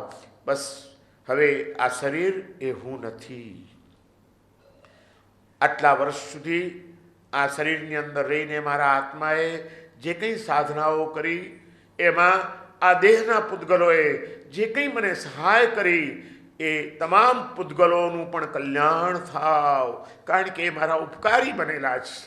કોઈ પણ ઉપકારીઓના ઉપકાર આપણે ભૂલવાના નથી. એ સૌ સૂક્ષ્મ પરમાણુઓ પણ પુણ્યશાળી બને, સૌ પ્રદેશો બધા જ મંગલકારી બને, સૌનું કલ્યાણ થાવ, વિશ્વના સર્વ જીવોનું મંગલ થાવ, સૌના દુઃખ દૂર થાવ, સૌનો આત્મા શાંતિ પામો, મુક્તિ પામો. અનંતા સિદ્ધોની જ્યોતમાં મારી જ્યોત પણ બસ સદાને માટે વિલીન થઈ જાઓ. ચાલો બધા જ આપણે શરણાગતિના ભાવમાં, ક્ષમાના ભાવમાં, જાણે અજાણે જન્મ જન્માંતરમાં થઈ ગયેલા પાપોના પશ્ચાતાપના ભાવમાં તરબોળ થઈને આપણે હવે પરમ ગતિ તરફ પ્રયાણ કરી રહ્યા છીએ. જોજો ક્યાંય કોઈ દેહની આસક્તિ ચિત્તને ચલિત ન કરી જાય. જોજો ક્યાંય કોઈ સંકલ્પ વિકલ્પ આપણી સમાધિને ખંડિત ન કરી જાય. હંમેશા અર્યંતના શરણે રહીએ, સિદ્ધોના શરણે રહીએ, મંગલકારી ધર્મ તત્વના શરણે રહીએ. સૌનું મંગલ થાવ, સૌનું કલ્યાણ થાવ, સૌ સુખી થાવ, સૌનો આત્મા મુક્ત બનો. મંગલ ભાવના આપતા આપતા આપતા આપતા વજ્રસ્વામી આ નિરામણા કરાવતા કરાવતા વિભાર ગિરિની ઉપર અણસણ કરીને એમના કર્મના બંધનોને તોડી નાખીને મુક્તિને પ્રાપ્ત કરી લે છે. ભગવાન મહાવીર દેવની પાઠ પરંપરામાં 13મી પાઠે આવેલા આ એક મહાન આચાર્ય ભગવાન જન્મતાની સાથે જેને જાતિસ્મરણ જ્ઞાન થઈ જાય, 6 મહિનાની ઉંમરમાં સાધ્વીજીઓના મુખેથી સાંભળીને જેમને 11 અંગ કંઠસ્થ થઈ જાય, ગુરુને ખબર પણ ન પડે એટલી ગંભીરતા સાથે એ જ્ઞાનને ધારણ કરીને પાત્રાઓ મૂકીને જાણે કે શિષ્યોને ભણાવી રહ્યા છે એવી ઉપકાર ભાવના, ઉપાધ્યાય પદની ભાવના કે મારી પાસે જ્ઞાન છે, મારે બીજાને આપવાનું છે, એ વાંચનાઓ આપતા થઈ જાય. અને ગુરુની આજ્ઞાથી પોતાનાથી વડીલ મુનિઓને પણ વિનયપૂર્વક આગમ સૂત્રની વાંચનાઓ આપતા આપતા જ્ઞાન પ્રદાનનું કાર્ય કરીને મારી ઉપરનું ઋણ ઉતરી રહ્યું છે, ઋણ ભાવનાથી મુક્ત થવાની ભાવના સાથે જે સંયમના માર્ગે આગળ વધતા જાય, જેમની સાધના દ્વારા દેવાત્માઓ પ્રસન્ન થઈને જેમને વૈક્રિય લબ્ધિ અને આકાશગામીની લબ્ધિ પ્રદાન કરી દે અને એ લબ્ધિઓનો ઉપયોગ પણ પોતાની મહત્તા માટે કે પોતાની સ્વાર્થ માટે કે પોતાની મોટાઈ માટે ન કરતા જ્યારે જરૂર પડી ત્યારે સંઘના કલ્યાણ માટે, સંઘની રક્ષા માટે એ લબ્ધિનો ઉપયોગ કરનારા. અને જાગૃતિ કેટલી કે 87 વર્ષની ઉંમરે, 88 વર્ષની ઉંમરે પણ પ્રતિક્રમણ કરતાં કરતાં ભૂલથી સૂંઠનો ટુકડો એક રહી ગયો, એના કારણે જાગૃત બનીને અણસણનો નિર્ણય કરનાર. અને એ અણસણ વખતે પોતે વિભાર ગિરી ઉપર જઈને પૂર્વના મહાપુરુષોના પરમાણુઓ પોતાને સ્પર્શે એ માટે ધ્યાનસ્થ બનીને એ પૂર્વના મહાપુરુષોને યાદ કરીને એમના દિવ્ય પરમાણુઓ મને સમાધિ આપી રહ્યા છે, એમના દિવ્ય પરમાણુઓથી મારો આત્મા આખોએ આવૃત્ત થઈ રહ્યો છે. બસ આ સુરક્ષા કવચ મેં ધારણ કરી લીધું છે. હવે મારા દેહને કંઈ જ થશે નહીં, દેહાધ્યાસ ક્યાંય મને નડશે નહીં. ધન્ય છે ધનાજીને, ધન્ય છે શાલિભદ્રને. કેટલી સુકોમળ કાયાની સાથે એમણે કેવું આ જ વૈભારગીરી ઉપર અણસણ કર્યું હતું. ભગવાન મહાવીરના સાનિધ્યમાં રહીને એમણે કેવી સાધના કરી હશે, કેવો દેહ ઉપરનો મૂર્છાભાવ તોડી નાખ્યો હશે કે જેને શાલિભદ્ર તરીકેના સંસારી જીવનની અંદર 32 પત્નીઓ જ્યારે એમનો પલંગ સજાવતી હતી, એમને સુવાળો ગાદીઓ તો હતી પણ એના કરતાં પણ સુવાળો સ્પર્શ ગમતો હોવાના કારણે ગુલાબની પાંદડીઓ છૂટી પાડીને એના ડીટડાઓ બધા કાઢી નાખીને એ ગુલાબની પાંદડીઓ પાથરવામાં આવતી હતી. અને એવી ગુલાબની પાંદડી ઉપર સુનારો શાલિભદ્ર ક્યારેક રાતના જાગી જાય છે ને કહે છે કે અહીં કંઈક ખૂંચે છે, ત્યારે એની પત્ની જુએ કે શું ખૂંચે છે, તો જુએ છે કે એક ગુલાબની પાંદડી ડબલ વળી ગઈ હતી પડખું ફેરવવાના કારણે, અને એક ગુલાબની પાંદડી પણ ઊંચી નીચી થઈ તો જેના શરીરને ખૂંચતી હતી. એવા સુકોમળ શરીરનો ધારકા શાલિપત્ર કેવા મહામુનિ પ્રભુના સાનિધ્યમાં રહીને શું સાધના કરી હશે, કેવો દેહને આત્માનું ભેદ જ્ઞાન પ્રાપ્ત કર્યું હશે કે એમણે આ જ વૈભારગીરીની ઉપર આવીને અણસણ કરી દીધું. ધકધકતી શિલા ઉપર આ કાયાને સોંપી દીધી અને છતાં કેવી અદ્ભુત સમાધિને પ્રાપ્ત કરી ગયા. સંસારની તમામ મોહમાયાથી મુક્ત બની ગયા. જ્યારે ખબર પડે છે શાલિપત્રની માતાને, શાલિપત્રની 32 પત્નીઓને કે અમારા મુનિએ અણસણ કર્યું છે વૈભારગીરીની ઉપર, અને એ દર્શન કરવા માટે આવે છે ભદ્રા માતા પોતાની 32 વહુઓને લઈને, અને શાલિપત્ર ધ્યાનસ્થ બનીને શિલા ઉપર સૂતેલા પડ્યા છે, બાજુમાં ધનાજી સૂતેલા પડ્યા છે. અને ત્યારે એમની એ ભાવદશા જોઈને માતાની આંખમાં આંસુ આવી જાય છે. આ મારો પુત્ર કલ્યાણ કરી ગયો. 32 પત્નીઓને યાદ આવે છે કે આ અમારા એ સ્વામીનાથ છે જેને ગુલાબની એક પાંદડી પણ વળી ગયેલી ખૂંચતી હતી, આજે આ ખરબચડી શિલા ઉપર એણે અણસણ કરી દીધું છે. દેહ ભાવનો આટલી હદનો ત્યાગ, ધન્ય છે મહામુનિને, ધન્ય છે. શાલિપત્રને જોયેલા તમે વૈભારગીરીની ઉપર અણસણમાં કેવા ભાવ સાથે સૂતેલા હશે, કેવી મમતા ઉતારી નાખી હશે. આ એક મહામુનિઓને વજ્રસ્વામી યાદ કરતા જાય છે અને પોતાની સમાધિને તીવ્ર બનાવતા જાય છે. શાલિપત્ર એ પણ એક એવું જ જ્વલંત પાત્ર છે. જ્યારે સૂતેલા છે અને એની માતા એની પત્નીઓની સાથે આવે છે અને એને એમ થાય છે કે વધુ કંઈ નહીં, હવે બસ વિદાય લેતા પહેલા 2 અક્ષર પણ અમારી સાથે બોલે મારો દીકરો, બસ એકવાર આંખ ખોલીને મારી સામે જુએ, આટલી ઈચ્છા કઈ માને ન થાય. એકવાર અમારી ઉપર એની કૃપા દ્રષ્ટિ નાખી દે, એટલી ઈચ્છા કઈ પત્નીઓને ન થાય કે આ અમારો એ સ્વામીનાથ છે જેણે જબરજસ્ત પરાક્રમ કર્યું છે, પણ હવે વિદાય લેતા પહેલા આ વિશ્વમાંથી એકવાર અમી દ્રષ્ટિથી અમને જોઈ લે, એની દ્રષ્ટિ પણ અમારા કર્મોને તોડી નાખશે. અને એટલા ભાવ સાથે જ્યારે 32 પત્નીઓ અને એની વાલસોઈ માતા આવી હોય અને ધનાજી અને શાલિપત્રને ધ્યાનસ્થ બનેલા જોઈને જ્યારે વિનવણી કરે, છતાં શાલિપત્ર તો જાણે કાનમાં હડતાલ પડી, દેહ ભાવમાં કેવા ઊંડા ઉતરી ગયા હશે કે બહારના વાતાવરણના અવાજ પણ એના કાનને સ્પર્શી શકતા નથી. આવા શાલિપત્ર મહામુનિની સજ્જાએ આપણા મહાપુરુષોએ પાછળના આચાર્યોએ લખી છે અને એમાં આ ઘટનાનું અદ્ભુત આલેખન કર્યું છે. બોલો બોલો ને શાલિપત્ર દો વરિયા, બોલો બોલો ને શાલિપત્ર દો વરિયા. વરિયા એટલે શબ્દ, 2 વર્ણ બોલો, 2 શબ્દ બોલો, 2 અક્ષર તો બોલો અમારી સાથે. બોલો બોલો ને શાલિપત્ર દો વરિયા, દો વરિયા, દો વરિયા, 2 4 વરિયા. બોલો બોલો ને શાલિપત્ર દો વરિયા.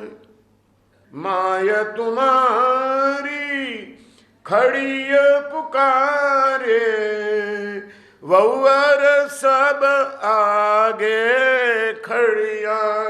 બોલો બોલો ને શાલિપત્ર દો વરિયા. સન્મુખ ખોલ જોયો નહીં માકું, સન્મુખ ખોલ જોયો નહીં માકું. ધ્યાન નિરંજન મન ધરિયા. બોલો બોલો ને શાલિપત્ર દો વરિયા. માએ તુમારી ખડીય પુકારે, વહુવર સબ આગે ખડિયા. બોલો બોલો ને શાલિપત્ર દો વરિયા. પણ આંખ ખોલતો નથી. આત્મામાં કેવા લીન થઈ ગયા હશે. વજ્રસ્વામી અને એની સાથેના મહામુનિઓ અને સૌથી નાનકડા બાલમુનિ એ બધાને અત્યારે આ દિવ્ય પરમાણુઓની સ્પર્શના કરાવતા વજ્રસ્વામી એમને અંતિમ નિર્યામણા કરાવીને એમની સાથે જ પોતે અણસણમાં લાગી જાય છે અને એ દેહભાવથી મુક્ત થઈને એ મહામુનિઓનું સ્મરણ કરતા કરતા એ ચારની શરણાગતિ સ્વીકારતા અને વિશ્વ માંગલ્યની ભાવનાથી હૃદયને છલકાવતા અણસણના દિવસો પસાર થાય છે અને લગભગ 1 મહિનાના અણસણના અંતે વજ્રસ્વામી કર્મના બંધનોને તોડીને એમના આત્માના સિદ્ધત્વને પ્રાપ્ત કરી લે છે. આવા મહામુનિઓના ચરણોમાં આપણે કોટી કોટી વંદના કરીએ. પર્યુષણના આજના 5મા દિવસે ભગવાન મહાવીર દેવનો જ્યારે બપોરે જન્મ કલ્યાણકનું વાંચન ઉજવવાનું છે આપણે, ત્યારે એ ભગવાન મહાવીર દેવની પાઠ પરંપરામાં થઈ ગયેલા આ 13મા જ્યોતિર્ધર મહાપુરુષ આપણને ઘણી બધી પ્રેરણાઓ આપે છે. એમના જીવનમાંથી નમ્રતાની, ગંભીરતાની, જ્ઞાન પીપાસાની, ત્યાગની, વૈરાગ્યની, શાસન પ્રભાવનાની, સંઘરક્ષાની, આવી અનેક પ્રભાવનાઓની પ્રેરણાથી સભર એવા વજ્રસ્વામીના જીવનમાંથી આપણે થોડુંક ડોક્યું કરીને આપણે એમને ઓળખવાનો પ્રયત્ન કર્યો છે. બાકી આવા મહાપુરુષને ઓળખવા એ આપણી ગજા બહારની વાત હોય છે. એમની દિવ્યતા, એમની મહાનતા, એમના ગુણોનો વૈભવ એને પામવા માટે આપણી બુદ્ધિની પટ્ટી બહુ ટૂંકી પડે એમ છે અને આપણા હૃદયની ભાવનાઓ પણ બહુ છીછરી લાગે એવી છે. એમના અંતઃસ્થલને સ્પર્શવાની આપણી કોઈ ક્ષમતા નથી. આપણે તો માત્ર મહાભાવપૂર્વકની વંદના જ એમને કરી શકીએ અને એવા કોટી કોટી વંદના કરીને એ વજ્રસ્વામી મહારાજના ચરણોમાં આપણે આપણા હૃદયની પ્રાર્થના કરીએ કે આપે જે ગુણ વૈભવ પ્રાપ્ત કર્યો, આપે જે દિવ્યતા પ્રાપ્ત કરી, એવી દિવ્યતા અને એવા ગુણોનો વૈભવ અમને પણ પ્રાપ્ત થાય. આપ જ્યાં હો ત્યાંથી બસ અમને એવા આશીર્વાદ આપતા રહેજો, અમારી ઉપર કૃપા વર્ષાવતા રહેજો. અમે પણ આપનો આદર્શ રાખીને જીવનમાં થોડુંક પણ માંગલ્યના માર્ગે 2 ડગ માંડી શકીએ. બસ આ એક જ અમારી પ્રાર્થના છે. મહામુનિ, આપને અમારા કોટી કોટી વંદન હો. કોટી